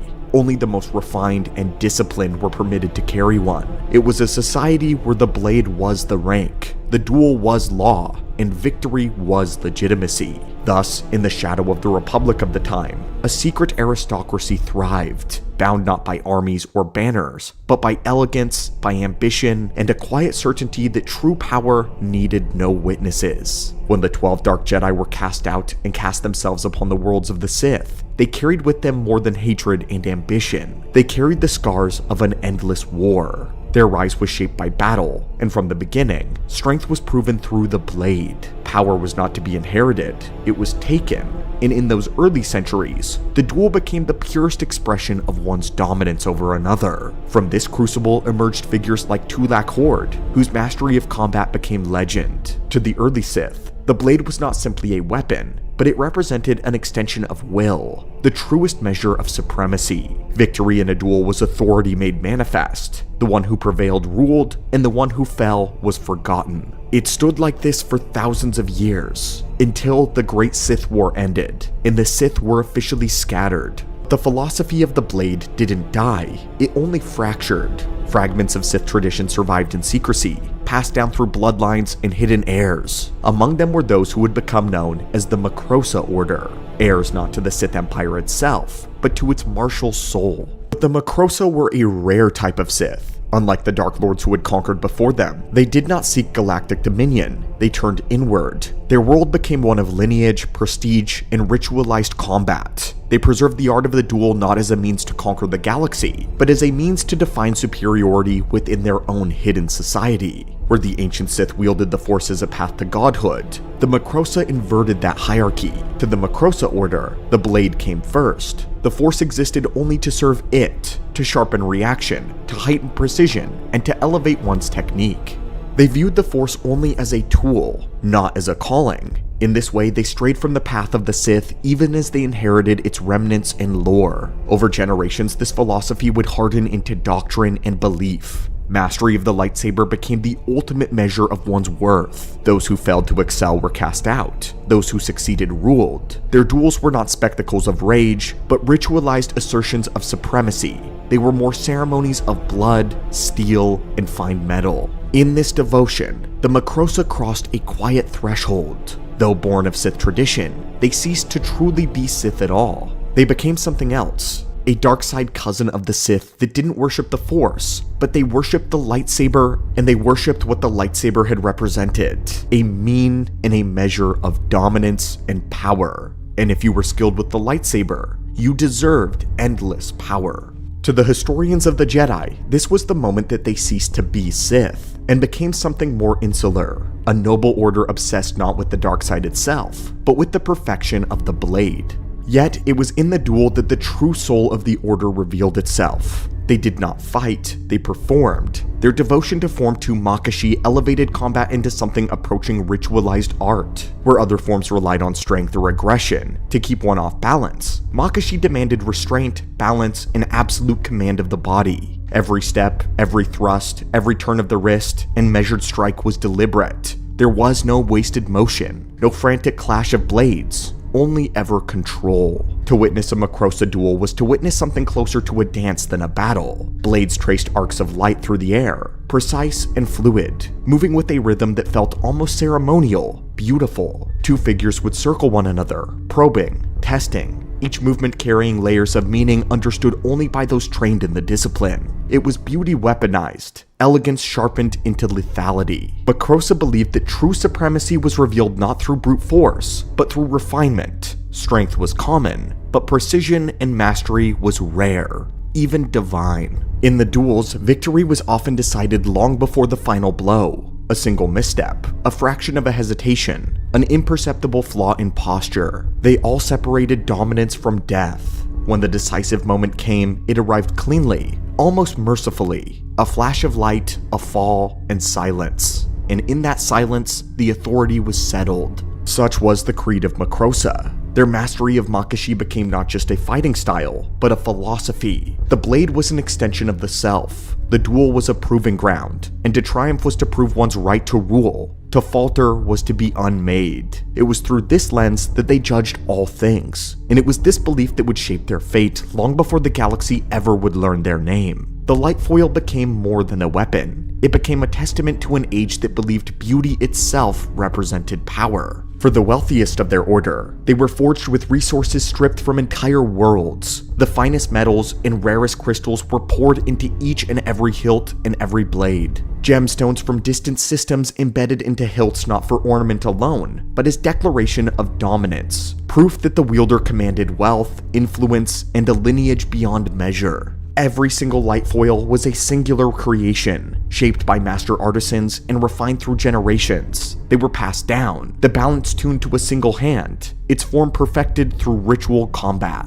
The light foil was never mass-produced. They were inherited, fought over, and in some cases, destroyed in duels meant to decide succession and honor. When a noble fell, their blade was often shattered or claimed, its components absorbed into a new weapon, a cycle of death and rebirth that mirrored the very culture of the Sith themselves. But over time, fewer and fewer light foils remained. As the Sith retreated deeper into secrecy, the hidden empire of Darth Vitiate rose and stirred in the shadows. The world that had birthed the light foil began to collapse. The Macrossa turned inward, consumed by rivalry and tradition. Their numbers dwindled, their secrets fragmented, and as the Sith unified under a singular will, the old aristocratic order faded to irrelevance.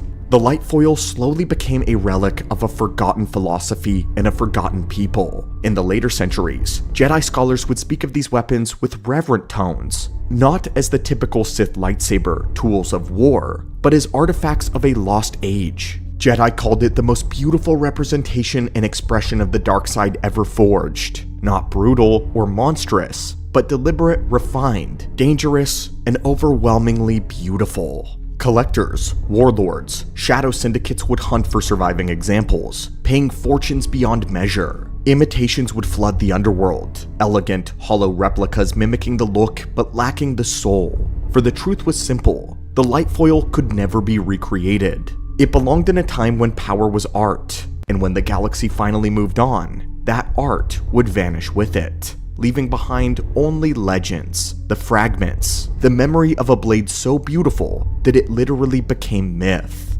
So what do you think of the light foil? It's one of those rare weapons in Star Wars that feels genuinely different. It's not just different in design, but in its philosophy for the Sith. It is shorter than a standard lightsaber, meant to be wielded with one hand, and almost exclusively paired with Form 2. The light foil is not about brute force or battlefield dominance, it's about mastery. It's a weapon meant for the duel, not for war. But what makes it more fascinating is how unclear its legacy is. Depending on the source, the Macrossa are described as Sith, Sith-aligned, or something just outside of both. At times, they're portrayed as true dark side adherents, steeped in tradition. At other points, they're depicted as something closer to a secretive noble order, assassins, aristocrats, power brokers who operate only in the shadows, borrowing Sith philosophy without ever fully belonging to the Sith themselves. But that ambiguity is part of what makes them compelling. They exist in the strange gray space where ideology and ambition overlap, a culture that rose to prominence through refinement, secrecy, and hiding, only to eventually fracture under its own excess. Their obsession with beauty and ritual led to them creating something extraordinary, but also eventually their undoing. Because like so many things in Sith history, the light foil represents brilliance and self-destruction. It was a masterpiece born from obsession, and like the order that created it, it burned brightly before fading into legend. In the history of Star Wars legends, there are few symbols more mysterious than that of the violet lightsaber. Among the Jedi, it is a mark of individuality, a blend of discipline and aggression, famously wielded by Jedi Master Mace Windu or Jaina Solo. But among the Sith, it means something entirely different. For a Sith to wield a purple lightsaber is to reveal something rare, a mind that has touched both sides of the Force and refused to be ruled by either. Where red represents domination, and green or blue represents serenity or being a guardian, purple stands between them, not as a compromise, but as an evolution. It is the color of those who have learned to bend the dark side without being consumed by it. Today we're focusing exclusively on Star Wars legends, examining 3 of the only Sith Lords known to wield purple blades, and what that color truly reveals about their relationship to the Force. First, we will examine Darth Traya, a philosopher who saw the Force itself as a corruption. Then Darth Asina, the Empress who embodied control and unity in the chaos of a fallen empire,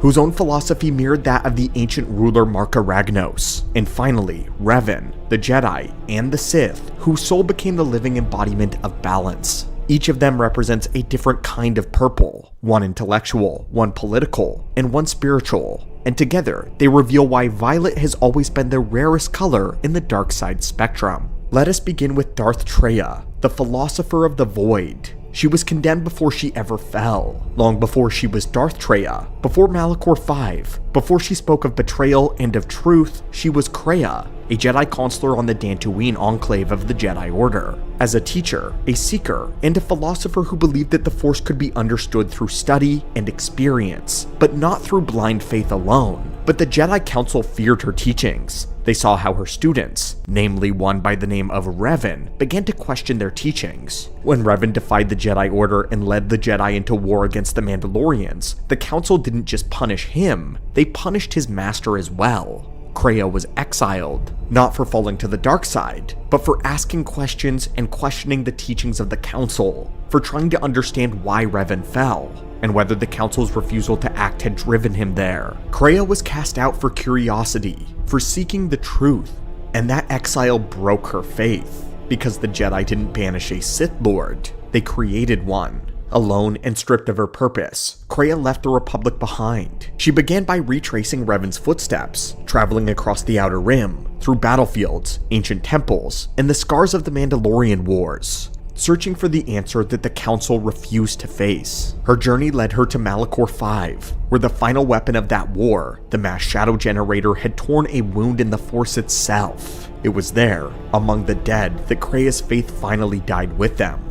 The Force felt wrong to her now, alive, manipulative, cruel, and in that echo of destruction, she found others who felt similarly.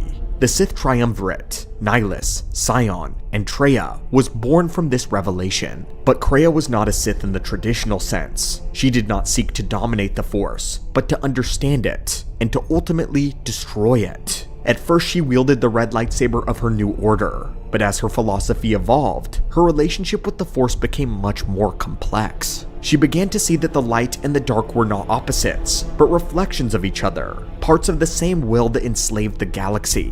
When her apprentices eventually betrayed her and stripped away her connection, she lost everything. But unlike most Sith, she didn't die from weakness. She rebuilt herself, and in doing so, she rebuilt her understanding of the Force. When Darth Traya re-emerged, she wielded multiple purple lightsabers, controlled entirely through telekinesis. At the archives, we call it the Trayus form. It was both beautiful and horrifying, blades orbiting her like thoughts given physical shape, each one a symbol of her detachment from the world and from the Force that once bound her. Her purple weapons represented not balance, but rebellion, the merging of insight and defiance. The Jedi had rejected her for questioning the Force. The Sith had destroyed her for trying to understand it. And yet in the end, she believed that she transcended both. For Traya, purple was not peace, it was clarity. It was what happens when someone has touched both extremes of the Force and refused to bow to either. But now we reach the second, Darth Asina and Marka Ragnos, order through the chaos. Darth Asina's story begins millennia after Traya's ends, but her path mirrors another Sith, a Sith whose legacy has defined an entire civilization, Marka Ragnos. Ragnos ruled during the ancient golden age of the Sith Empire, a time when lightsabers were rare, and power was measured in sorcery, bloodlines, and with the Sith Warblade. He was not the strongest or most powerful Sith to ever live, but he was perhaps the most unifying. Where other Dark Lords sought to destroy one another, Marka Ragnos understood something deeper, that the dark side's chaos could be shaped, that through conflict came strength, and through strength came progress. Marka Ragnos mastered how to use the fires of chaos for the progression of the greater empire. It was this belief that allowed him to build the greatest Sith empire in history, a reign so complete that his death alone plunged it into centuries of civil war. And if Ragnos had ever forged a Kyber crystal, if he had ever chosen a color to represent that perfect balance between fury and discipline, it would have been purple. Centuries later, another ruler would echo this same philosophy, the Empress Darth Asina. Darth Acina was not born into power, she earned it the Sith way. Trained on Korriban, she survived the tomb trials of the Valley of the Dark Lords, and rose through the Dark Council itself, eventually leading the sphere of technology. She commanded access to the Arcanum, a vault filled with the Empire's most dangerous relics, among them the Dark Staff and the Seeds of Rage. Her mastery of knowledge made her one of the most feared and respected lords in the entire Empire. But Acina's true test came when the Eternal Empire of Zakul invaded. The Dark Council crumbled, the Empire fell into chaos, and through it all, Darth Acina endured. Where others died in defiance, she adapted. She negotiated with Arcan, waded through the storm, and when the galaxy shifted again, she rebuilt what remained of the Sith. Her rule as Empress was defined not by conquest, but by calculation, a careful balance between dominance and through diplomacy, and the color of her weapon reflected that belief. Acina wielded a purple double-bladed lightsaber, a color almost never seen among the Sith. To her though, the weapon was not rebellion, it was a statement, a symbol that she commanded the dark side without being slave to it. She was pragmatic, disciplined, and unnervingly calm, drinking only purified water from Droman Kos, rising early, practicing lightsaber drills long after others had grown complacent. She was the image of restraint, a ruler who embodied the philosophy of Marka Ragnos. Both Ragnos and Darth Acina ruled during times of transition. Both believed that the Sith's power needed to be guided, not unleashed blindly. Both saw unity as the ultimate form of strength. Ragnos' death ended the Sith's golden age. Darth Acina's death ended their last stable empire, and both were destroyed not by their weaknesses, but by the very power that they attempted to control. Acina's final act came on Iokath, where she sought to claim an ancient superweapon for the Sith. She believed that she could control it, that discipline could tame the weapon's godlike energy, but when she sat upon its throne, it rejected her, it consumed her. Her last words were an apology, a moment of realization that even her mastery had limits. In death, she proved her philosophy true. Even the most refined order can collapse back into chaos. If Marka Ragnos' scepter had contained a crystal, it would have glowed with the same violet fire as Acina's blade. Both stood for the same truth, that power without control destroys itself. And among the Sith, that understanding was rarer than any weapon or any title, because Acina, like Ragnos, ruled not just through fear, but through focus. Her purple blade wasn't a rejection of darkness, it was proof that she had conquered it.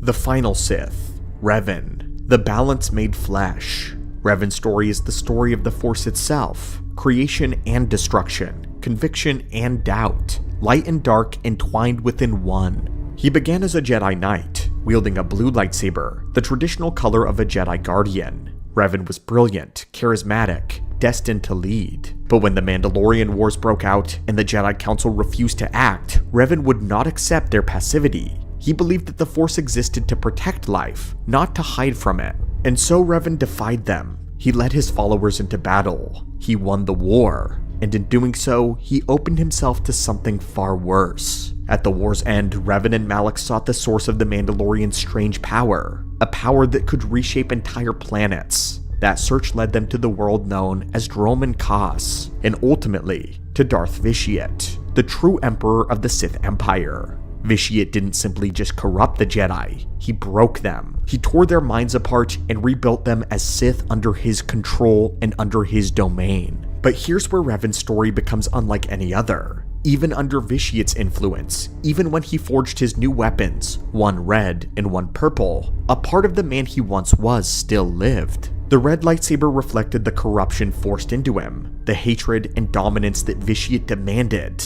But the purple blade was different. The purple was forged by Revan's own hand, not by command, a weapon of the Sith, yet colored by something else entirely.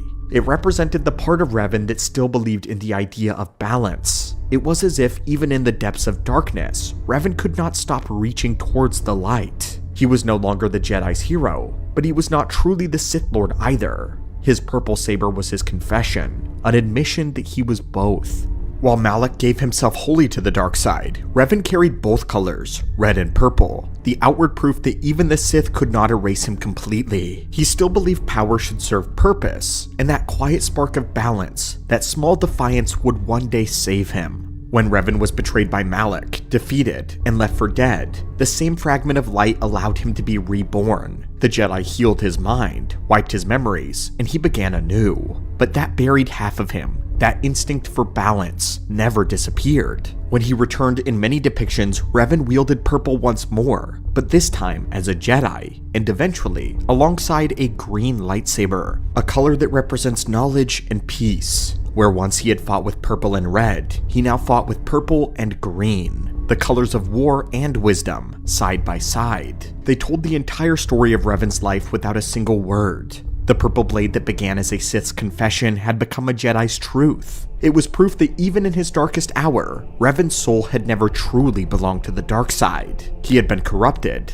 but never consumed. In the end, his weapons reflected what few beings in Star Wars history have ever achieved: harmony between conflict and clarity. Revan's purple saber was born in darkness but forged from light, and his green lightsaber, born in peace, was tempered by the trials of war. Together they symbolize not redemption alone, but integration. Revan didn't reject who he had been, he accepted it. And that's why, long after his death, his name still carries the same weight as his blade. The mark of a man who proved that the Force's true power lies not in purity, but in acceptance. The purple lightsaber is more than just a fusion of colors. It is a symbol of those who have walked through both extremes of the Force and have survived. For Traya, it represented understanding, the rebellion of knowledge itself. For Darth Asina, it represented control, the ability to rule chaos rather than fall to it. For Revan, it represented transcendence, the moment when division became harmony. And for Marka Ragnos, who never wielded one, but still lived its philosophy, it would have represented the same truth,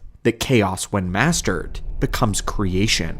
The violet blade is not the mark of peace or compromise. It is the mark of those who have seen the Force in all of its cruelty and beauty, and decided to rise above both. Few ever reach this point, and that's why across all of Star Wars, purple remains one of the rarest colors. It is the color of those who have been broken, remade, or enlightened. Each of them stood between two extremes, and in doing that they revealed a truth few Force wielders ever accept: that the Force is not meant to be obeyed or resisted. It is meant to be understood. But of course, all of this fantastic lore and symbolism began because Samuel L. Jackson simply looked at George Lucas and asked, "Hey, can I have a purple lightsaber so that I can stand out?" And George said yes. From that one choice, an entire spectrum of meaning was born. A single color that grew to represent balance, defiance, and individuality across the galaxy. When Obi-Wan Kenobi places a lightsaber in Anakin Skywalker's hands, he tells him something simple. He tells him that the weapon is his life. For most Jedi, that idea is sacred. The lightsaber becomes an anchor, a constant, a single thread tying those to who they become. Beliefs may change, wisdom may deepen, but the blade remains unchanged, as if to say that the path itself was always fixed. It is Revan who stands almost alone in quiet rejection of that idea. To some, it may seem like Revan does not honor the lightsaber at all. He builds one, then he abandons it. He changes colors, he changes designs. He leaves weapons behind not because they fail him, but because he outgrows them.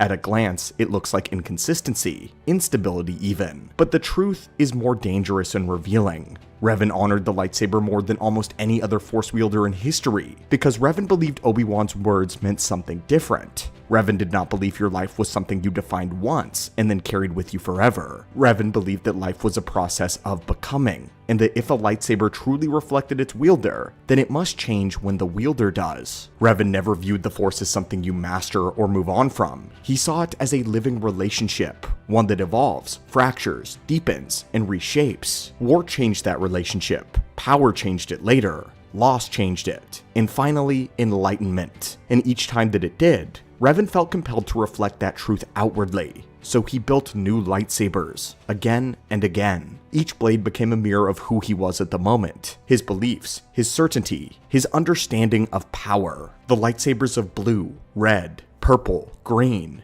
not fashion, but chapters in a life defined by evolution. In this holocron, we're going to talk through each of Revan's lightsabers in order, their color, the galactic events surrounding their creation, and most importantly, what each one reveals about how Revan's connection to the Force has changed over time. Before the Sith, before the Mask, and before the galaxy ever learned the name Revan. At this point in the story, Revan is a guardian of the Jedi in the truest sense of the word. Revan believes in them beyond just wielders of the Force. He believes in the institution, a stabilizing presence in a fragile galaxy. To Revan, the Force at this stage is something meant to be served through structure. The light side is not just moral preference, it is order, responsibility, and restraint. This is what gives meaning to the Jedi. This belief is reflected in Revan's first lightsaber, a blue lightsaber. Blue is the color of action in defense of something greater than yourself. It is a blade for those who step forward when others hesitate, when Jedi trust the system that they serve. When Revan carries the lightsaber, he does so with conviction. He believes that the Jedi are right. He believes that the Republic is worth saving. And he believes that if the Jedi act decisively, then they can prevent the galaxy from tearing itself apart. But then the Mandalorian Wars destroyed everything about that belief. As the Mandalorians carve their way across the Outer Rim, Revan watches worlds burn while the Jedi Council debates philosophy. Entire systems fall while the Order hesitates, paralyzed by fear of the dark side rather than fear of their annihilation. To Revan, this is not wisdom, it's abandonment. When he defies the Council and leads the Jedi into the war, it is not out of ambition, it is out of responsibility. Revan believes that someone has to act, someone has to protect the Republic, and if the Jedi refuse to step into the darkness of war, then Revan will. But war changes him. Every one of his victories costs lives, every decision hardens him, and the Force begins to flow differently. Not because Revan seeks the dark side, but because the dark side answers the kind of power that war demands. Ruthless calculation, and Revan's connection deepens even as his faith fractures. By the time the Mandalorian Wars reach their conclusion, Revan is no longer the Jedi that he once was. The blue lightsaber he carries no longer represents who he has become. It reminds him of a faith that has failed, of a council that chose inaction, of ideals that could not survive reality. So Revan does something few Jedi ever do. Eventually, he discards his lightsaber. It is in the aftermath of that abandonment that Revan encounters something worse than war. On the world of Dromund Kaas, he comes face to face with an Emperor, a being older than any Sith Revan has studied, a presence so vast, so consuming, that it reframes everything that Revan thought he understood about power and about the Sith. Darth Vitiate does not create Revan's darkness, but he recognizes it. He fractures Revan at the exact point where conviction has already collapsed. The Jedi Order failed Revan, war reshaped him, and Vitiate exploited the cracks. The blue lightsaber is abandoned, left behind because it belongs to a man who believed in the light, who believed in the Jedi, and believed that they together were enough. But Revan would never believe that again. But to understand Revan's next phase, we have to go back to the Mandalorian Wars. Revan and Malak had begun uncovering the Rakatan star maps. At first, these discoveries were not about conquest or ambition, they were strategic. Revan was already looking beyond the war, sensing that the Mandalorians were only a symptom of something larger, a deeper threat waiting beyond known space. That search would lead the Jedi to Vitiate. When Revan and Malak encountered Vitiate, they were not converted in the traditional sense. They were overwhelmed, subjugated by a mind far older and more powerful than anything Revan had ever experienced. Vitiate did not teach Revan the dark side, he imposed it. He bent Revan's will and turned him into a weapon aimed back at the Republic. At this stage, Revan's darkness is raw, absolute. This is the era of the pure red lightsaber. But Vitiate's control over Revan was never absolute. Under his domination, Revan continued to think, to analyze, and as Revan and Malak continued uncovering the remaining star maps, something changed. The knowledge they were gathering did not come from Vitiate. It came from the Rakatan Infinite Empire, from an older, colder understanding of the Force. When Revan and Malak finally located the Starforge, that balance shifted. The Starforge was intoxicating, not just because of its output, but because of what it represented. Infinite creation, and to Revan, infinite leverage over Vitiate, a source of power that did not require his obedience to a greater one. For the first time since Dromund Kaas, Revan stood before something that allowed him to act independently.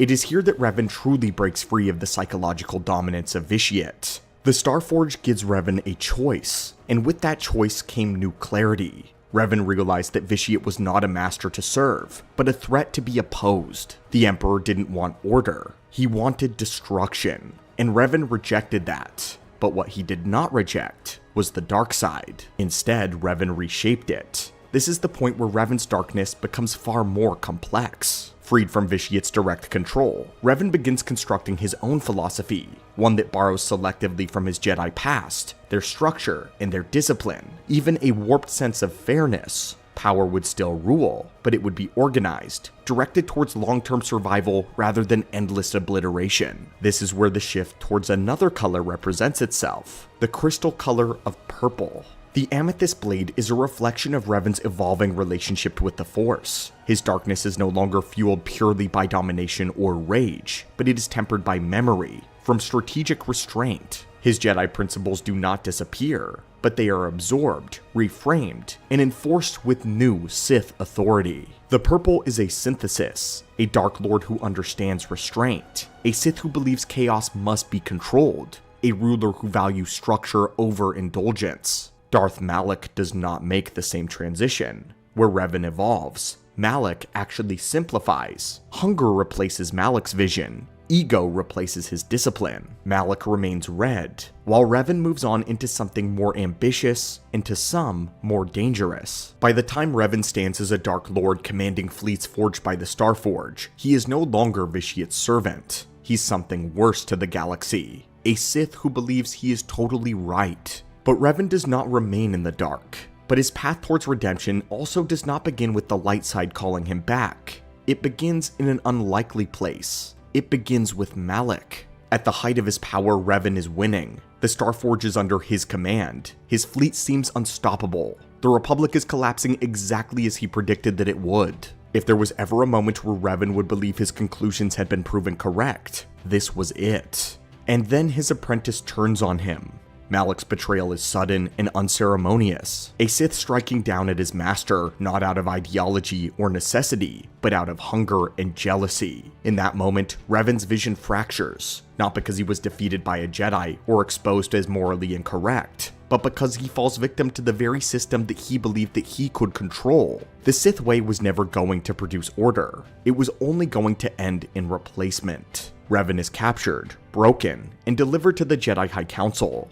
But they don't execute him. Instead, they make a decision that reshapes the rest of his life and the galaxy. They erase his memories. They can't break his intelligence, but the experiences and conclusions that turned him into Revan, they can erase, they can bury. And what remains is something rare, a mind capable of extraordinary power, stripped of ideology that once justified its use. Revan is retrained on Dantooine as he begins to act in familiar ways without knowing it. He steps into danger when others hesitate. He takes responsibility for outcomes. He intervenes where inaction causes suffering. The same impulse that once drove him into the Mandalorian Wars is still there, but now it exists without certainty, without the belief that he alone has the right to decide the fate of the stars. When his memories finally return, redemption does not arrive automatically. Revan remembers everything. He remembers the Starforge, the belief that domination was necessary, the conviction that order justified his control. But for the first time, he is able to look at those conclusions from the outside. This is the moment that defines Revan. He never denies who he was, or even excuses it. But he does not blame the Jedi either, the Sith, or even the Force. He accepts it. However logical it seemed at the time, it ultimately led to devastation. That intelligence and foresight did not grant him the right to rule, so instead of doubling down, Revan does something different. Revan rejects his own conclusions, and this rejection is his redemption. Revan does not abandon his strength, but he abandons the idea that strength entitles him to victory and to command. And this is why the green lightsaber matters. The emerald blade to Revan does not represent a return to faith in the Jedi. That faith is never restored. Revan understands the Council too well. He sees their fear and their hesitation, their willingness to manipulate him when it suits their needs. He does not surrender his judgment to them ever again. Instead, green represents a commitment to something greater, to the Force, the ability to wield power without domination. What is most fascinating about Revan's redeemed lightsaber, though, is its hilt,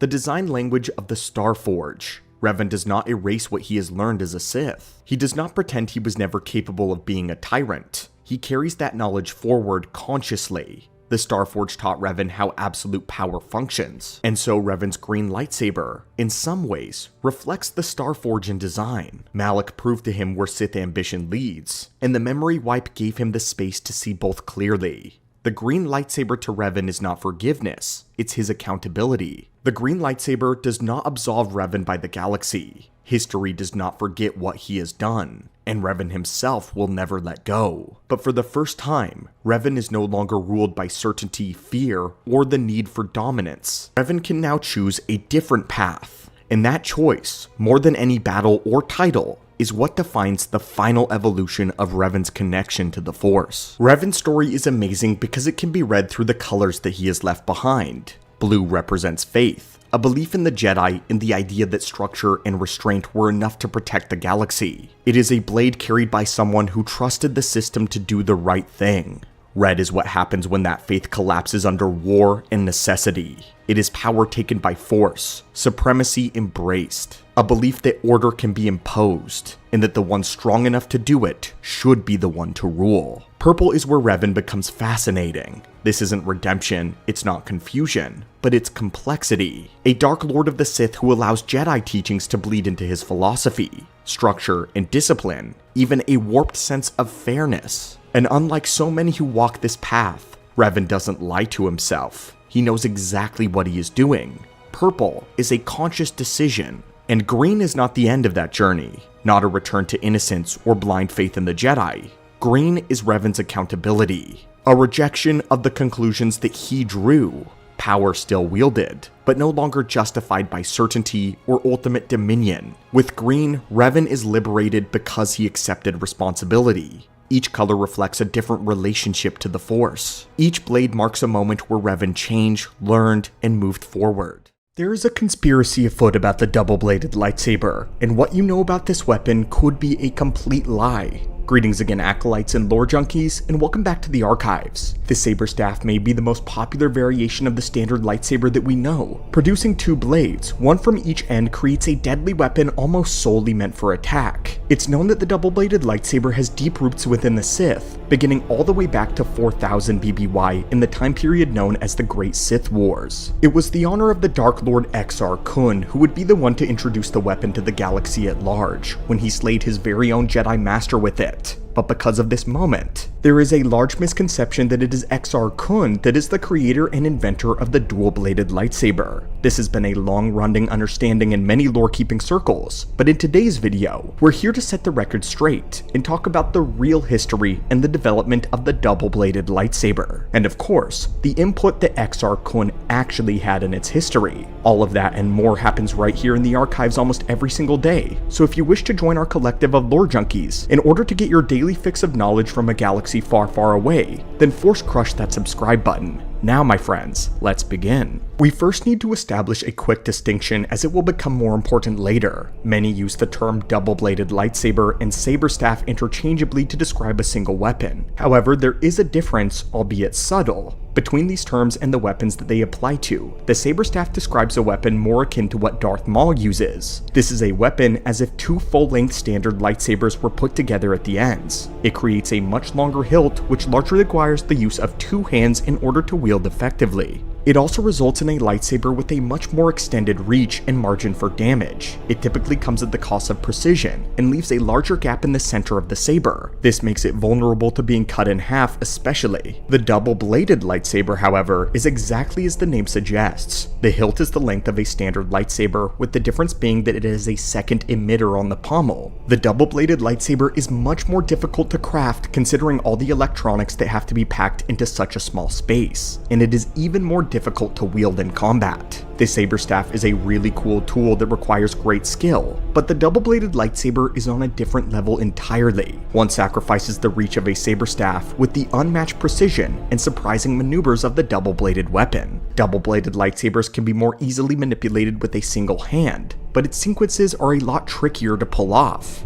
This is the weapon of Exar Kun. The distinction may seem like splitting hairs, and in the lore, even the Jedi and Sith use these terms interchangeably, but as we'll find out, the origins and uses of the two dual blade variations will be much more prominent. So for the purposes of our video, we will say saber staff to refer to the longer hilt, double-bladed lightsaber to refer to the shorter hilt, and the dual blade design to refer to them both as a collective. And with our semantics out of the way, let's talk about the lie of the dual blade design. As we mentioned, Exar Kun is largely accredited as the inventor of the dual blade, but this is not accurate. The design is undoubtedly from Sith origin though. In fact, there was a time that the dual blade lightsaber was explicitly referred to as a Sith lightsaber. When reading the Book of the Sith, Jedi Master Quinlan Vos makes a comment about Darth Bane calling it a Sith weapon. He was confused at the time, stating that the Jedi also use it all of the time. Sidious would respond to Quinlan Vos with his own annotation, insisting that this is a Sith weapon, but one suited for barbarians among them. The dual blade was a violent weapon with a design primarily suited for attack. For a while, the dual blade was frowned upon in the Jedi Order, mainly in the much older era, even before the Old Republic, as it evoked the imagery of the Sith. And especially after Exar Kun's design and reign, many Jedi believed it was in poor taste to wield the dual-bladed lightsaber simply because it reminded them of Exar. But of course this wouldn't stop some of the most powerful Jedi, such as Bastila Shan, trailblazing the common lightsaber variant for the Order 40 years later, as the dual blade became much more common, largely thanks to Bastila. Finding the original creator of the weapon is actually very easy. Exar Kun's inspiration came for the double-bladed lightsaber from the schematics in an ancient Sith holocron. In the Legends book Jedi vs. Sith, The Essential Guide to the Force, it has a section all about Sith lightsabers, and within it, we learn something. Quote, "As previously noted, the original Sith Lords, the Jedi exiles who survived the 100-Year Darkness, and their descendants, apparently abandoned the use of lightsabers in favor of other weapons, as the Sith did not use lightsabers during the Great Hyperspace War. The earliest weapon of a Jedi turned Sith wielding a Sith lightsaber is Freedon Nad in the year 4400 BBY. The construction and use of the first double-bladed lightsaber is sometimes credited to the Jedi-turned-Sith Exar Kun, but according to the Tidron holocron, Exar Kun assembled his weapon by following the instruction from a Sith holocron, possibly prepared by the Jedi exiles themselves long ago, because the singular purpose of the double-bladed lightsaber is to enable its wielder to make more effective kills. The Jedi have long regarded it as an offensive weapon, and Jedi students are discouraged from attempting to create or train with one. The Tidron holocron is a Jedi holocron created by the legendary master Vodosiask Bos, the Jedi master of Exar Kun, so we know that this is a trustworthy source, not only because it was a contemporary with Exar, but because it was created by the man who trained him, and watched his descent to the dark side firsthand. But while this is proof that Exar Kun was not the weapon's creator, there's a bit to unpack here, so let's use the standard timeline and what we know about the original 12 Dark Jedi in order to track the progression of the dual blade design. The 100-Year Darkness was the century-long war that resulted from the Second Great Schism, the event in which Ajunta Pal took almost half of the Jedi Order as Dark Jedis, and battled the Jedi Order across the galaxy. Some time ago, we took an in-depth look at the 100-Year Darkness in great detail, and the 12 Dark Jedi who survived it. This was done in our video documentary, Origin of Evil. In this era, circa 6900 BBY, the Jedi Order was still using the archaic Proto-Saber, but the Dark Jedi were disarmed of these weapons when they were arrested and exiled to the stars. But when they landed on Korriban, they would remake their weapons but with vast improvements. While the exiles were not the first to develop modern lightsaber technology, they were the first to put it in widespread use among their ranks. That is why we see many depictions of the exiles known as the Genji Dai wielding modern red lightsabers. And when the Sith Lord Remulus Drapa was awoken from his stasis 1,000 years later, he had a modern red blade in his stasis pod with him, which he then proceeded to use. That event occurred in the comics titled The Lost Tribe of the Sith Spiral.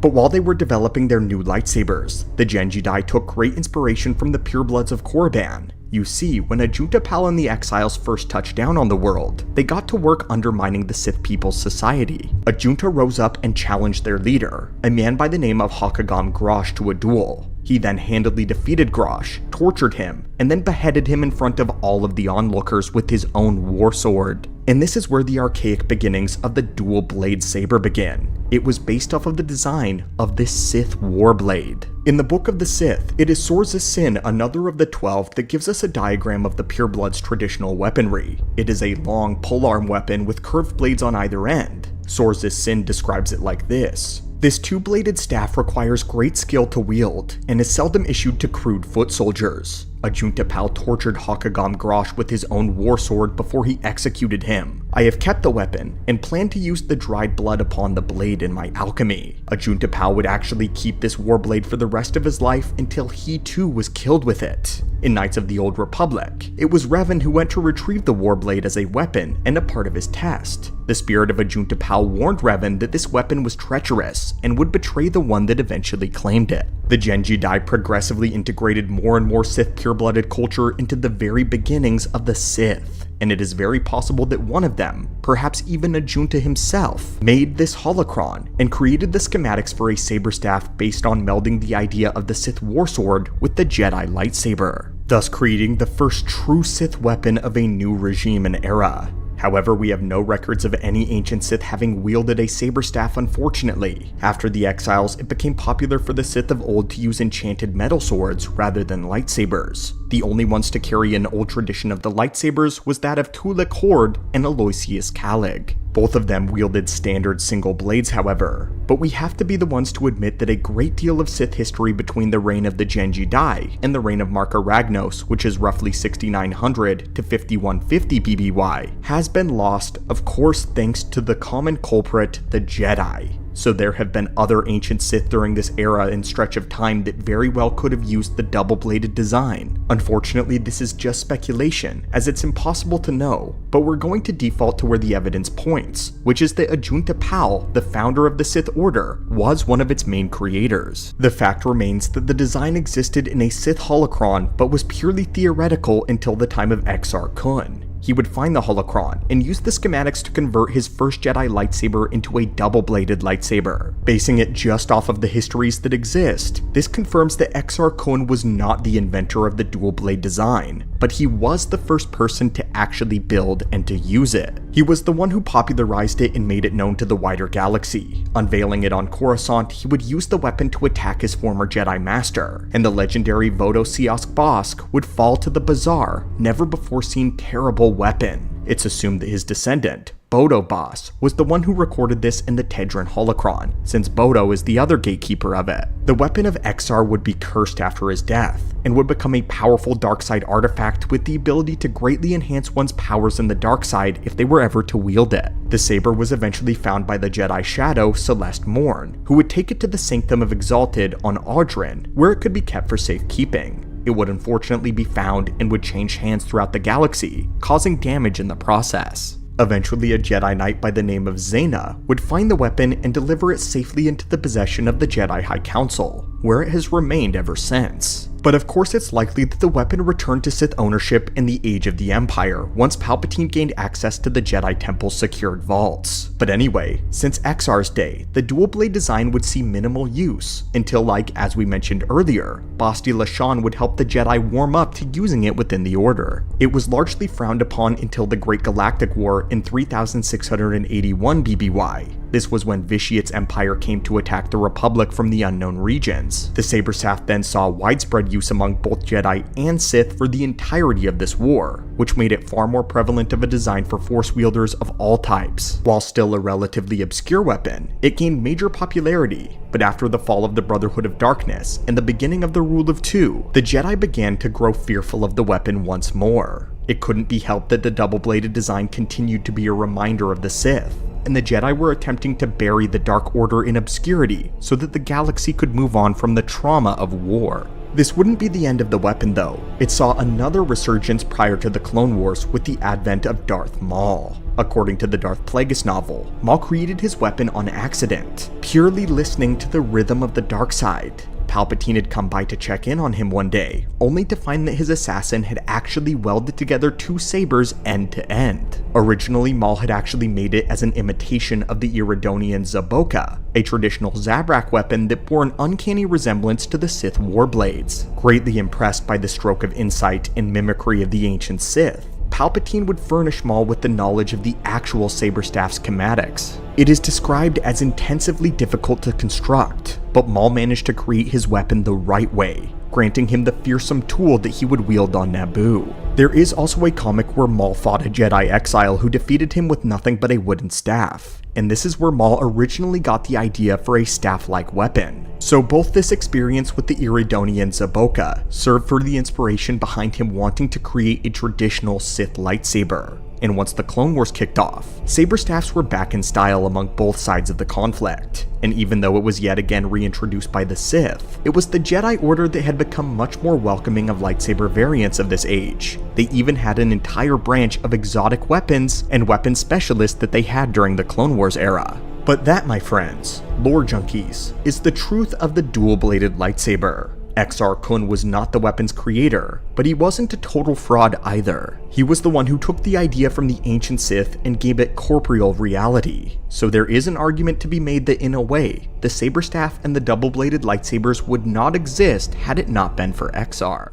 Luke Skywalker's first great failure as a Jedi Master. Greetings, and welcome back to the archives. The term Students of the Force takes on a new importance in today's video. In the year 10 ABY, Luke Skywalker began to collect perspectives for his Jedi Academy on the world of Yavin 4. He went on a long quest to find people of all sorts from all across the galaxy that showed an aptitude to the Force. But Luke carried with him a great fear.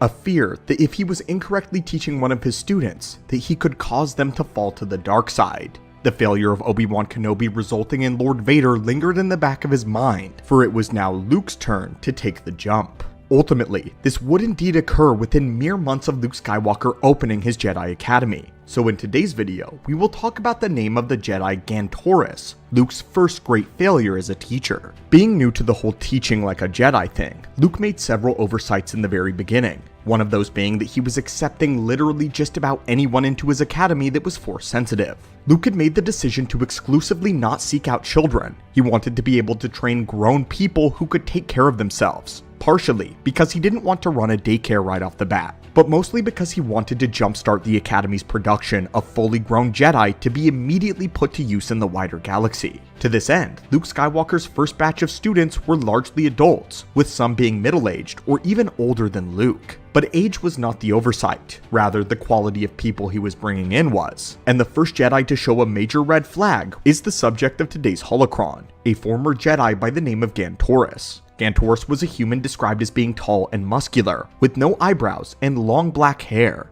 tangled into a thick braid. Gantoris was born into an isolated colony on the hostile world known as Eel Shah. The colony descended from ship crash survivors from long ago, and they lived a very rough and a primitive life, foraging on bug-like creatures and limited vegetation on the world, while living in a village constructed from scrap. The planet was rocky, volcanic, full of geysers, and frequent weather disasters. Gantoris grew up knowing that he had a strange ability because he could foresee when the weather occurrences would happen, and he could warn his village, saving them from volcanic eruptions, earthquakes, and avalanches. Because of his instinctive clairvoyance and his natural strength, he ascended to becoming the leader of the colony. Rumors of this man's strange ability reached the ears of Luke, who had been purposefully searching for people like him, anyone who had a strange thing happen around them or constant strokes of luck. At this point in the timeline, Luke did not know about midichlorians, so this was his only method of finding prospective Jedi, locating those deemed as unexplainably strange or unusual. When Luke arrived on the Wookiee world in his classic black jumpsuit from Endor, he stumbled across Gantoris in his village, attempting to dig out children who had been trapped under a rock slide. Luke announced his presence by using his telekinetic abilities to carefully move all of the rocks and rescue at least one of the children. The other had already been dead before the Jedi had arrived, however, and despite the Jedi having rescued one of the children, Gantoris was mistrustful and rather confrontational with the Grand Master.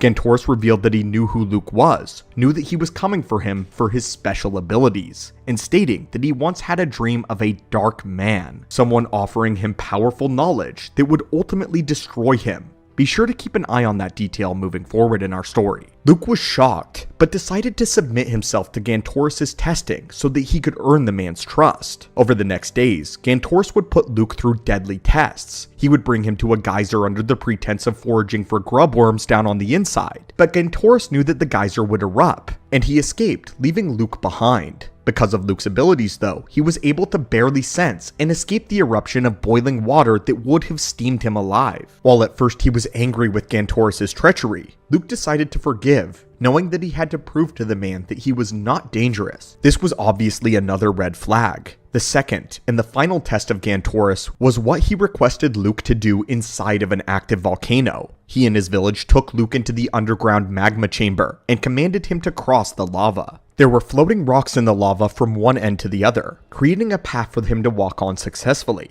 Once again, Luke conceded to the request and began to walk along this hot path. But again, Gantoris betrayed him, as there was a giant serpent living in the magma. Its scales were naturally resistant to the heat, which meant that Luke's lightsaber was nearly useless against it. During his fight with the serpent, Luke used just enough force with his lightsaber to chip off one of the scales, and when the serpent delved back beneath the lava, the hot liquid penetrated and seared the creature from the inside, violently slaying the worm. But the skirmish had come at the cost of the rest of the rock path across the way. Luke saw that he could not complete the challenges Gantoris had put before him, but probably out of spite and power, Luke decided to pull away from his inhibitions and to try anyway. Then, as Gantoris and his village watched in awe, Luke took one step and then another, coating his feet with a veil of the Force. Focused and methodical, Luke walked across the lava lake, having entered a trance-like state of concentration.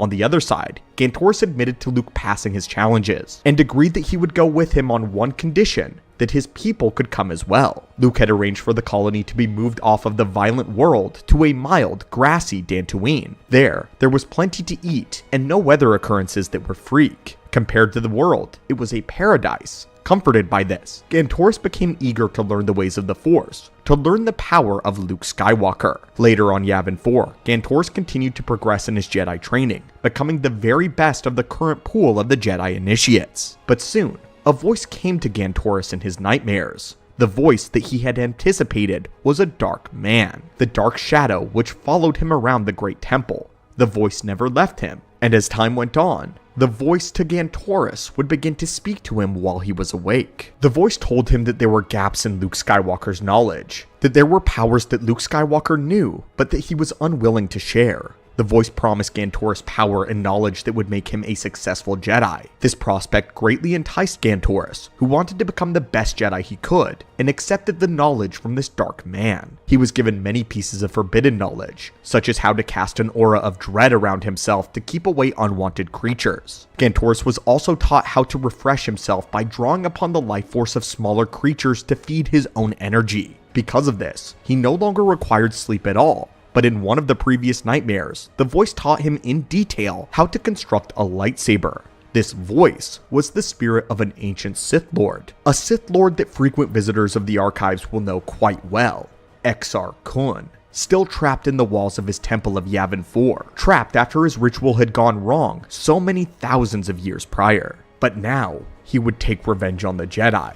With fresh Force sensitives on his world, he poised for striking. This began when Gantoris and another student had explored an overgrown temple on Yavin 4. The temple was all black, as if made from obsidian. In truth, this had been the private retreat of Exar Kun when he had needed to be alone to hone his power in the Sith. Within this temple, Gantoris had found 3 gems that had been taken from the very core of the gas giant of Yavin. With the knowledge given to him by the spirit of Exar, Gantoris went into the abandoned parts of the temple that the Rebel Alliance had once used during the war. They had left behind their machinery, computers, landing grid panels, and automated defense systems. It was there where he found all the parts he needed to make a lightsaber, following the blueprints seared into his mind by his nightmares. At long last, he created his weapon. The hilt was black from the used technology, and the special multicolored gems from Yavin's core gave the blade an amethyst purple hue, with wisps of rainbow color occasionally ripping up and down the blade. As you know, most lightsabers only need 1 crystal in order to function,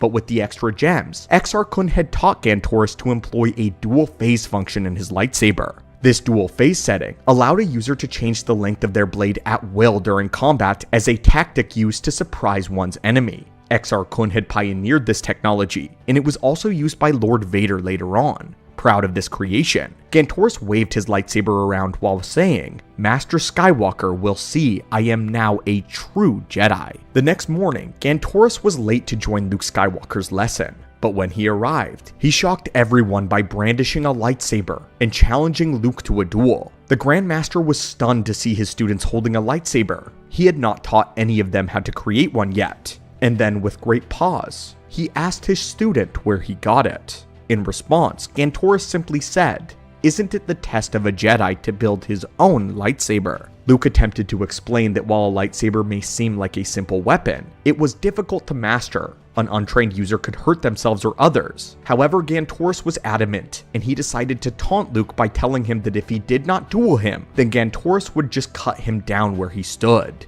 He smirked and said, "That would be rather embarrassing fate for a Jedi Master of your caliber, wouldn't it?" Luke now knew that his words were useless, and he reluctantly took off his cloak and ignited his green lightsaber. Gantoris pressed the attack, whacking at Luke with his lightsaber as if it were a club. Wild, aggressive, unrefined, lacking of all finesse. However, he attacked Luke with such a violence and savagery that, unnerved, Luke was just defending himself, attempting to hold back and not hurt Gantoris. While attacking, Gantoris asked, "Am I a Jedi now?" With his back pressed against the Force edge, Luke decided that enough was enough, and explained that while the lightsaber was a Jedi weapon, a real Jedi should rarely use it, but that when a Jedi does, he must strike quickly and decisively. With a single blow downward chop, Luke stopped all of Gantoris' momentum and put him on the defense. The student clumsily defended himself as Luke advanced with finesse and grace, making each strike meaningful, displaying his true, unparalleled mastery.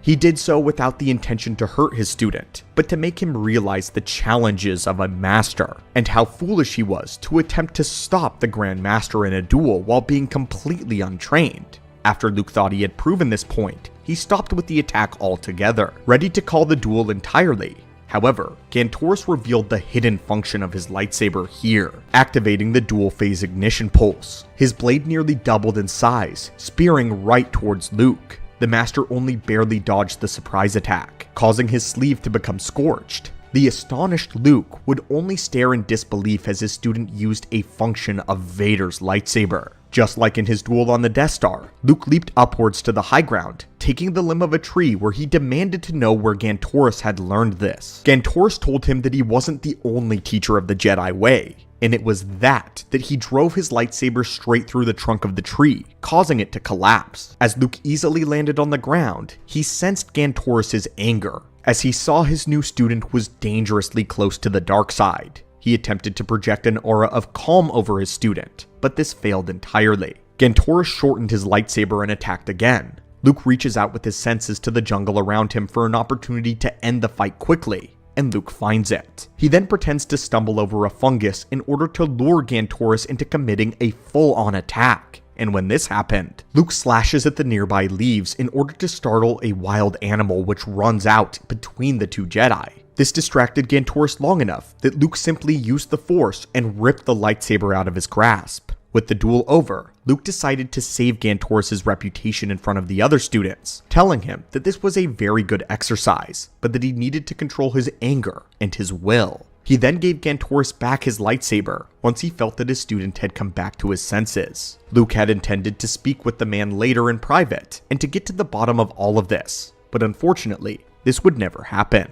Later that night, Gantoris was in bed, holding his lightsaber, feeling guilty at having attacked the Grand Master. He contemplated how he could use the weapon to destroy the specter that had taught him this forbidden knowledge. And that is when Exar Kun appeared as a shadow, bleeding out of the walls. The two had a short conversation where Gantoris demanded to know what he really was, what he wanted. The Sith said that he wanted Gantoris' anger to open the doorways of power to bring him back from the dead. Gantoris, though, valiantly announced that he would never have his anger, and began to quote the Jedi code taught to him by Luke. There is no emotion, there is peace. At this point, the spirit of Exar Kun got angry, telling him not to quote platitudes to him. Gantoris continues to repeat the code, and at that, the Dark Man laughed, deciding to show Gantoris what was really happening across the galaxy. one of the remaining warlords of the Empire, Admiral Natasi Dalla, had launched an attack on Dantooine. She used AT-ATs to slaughter the defenseless, the primitive people that Gantoris had loved, and that Luke had promised to defend. Horrified and distraught, Gantoris shouted that this was a lie, a trick. But Exar Kun simply said that he had no need to lie if the truth was so devastating. As Gantoris shouted no over and over, Exar continued to goad him into anger, breaking down his will until Gantoris ignited his lightsaber and lunged at the spirit. Later that night, Luke Skywalker awoke from a series of nightmares. As he roamed the halls of his temple restlessly, one of his students uncharacteristically comes to him in panic. Luke followed him to Gantoris' room, where all the other students had gathered. What he sees inside causes him to clutch the inside of the door as his knees give out beneath him. On the floor of what was left of Gantoris, a body, crisp, blackened from having been burned from the inside out. His skin was flaked and black, peeling ashes over his powdery bones. His clothes were still smoky by the time they found him.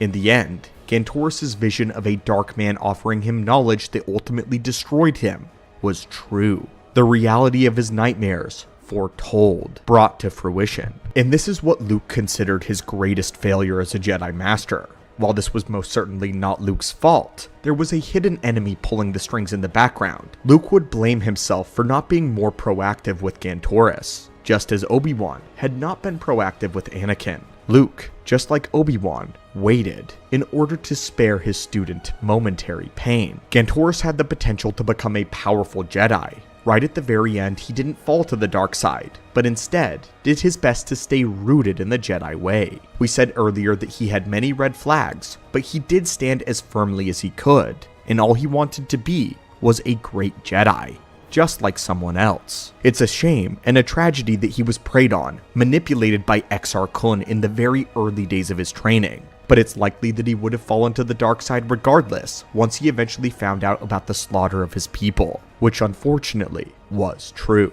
But with that, my friends, what are your thoughts on this story?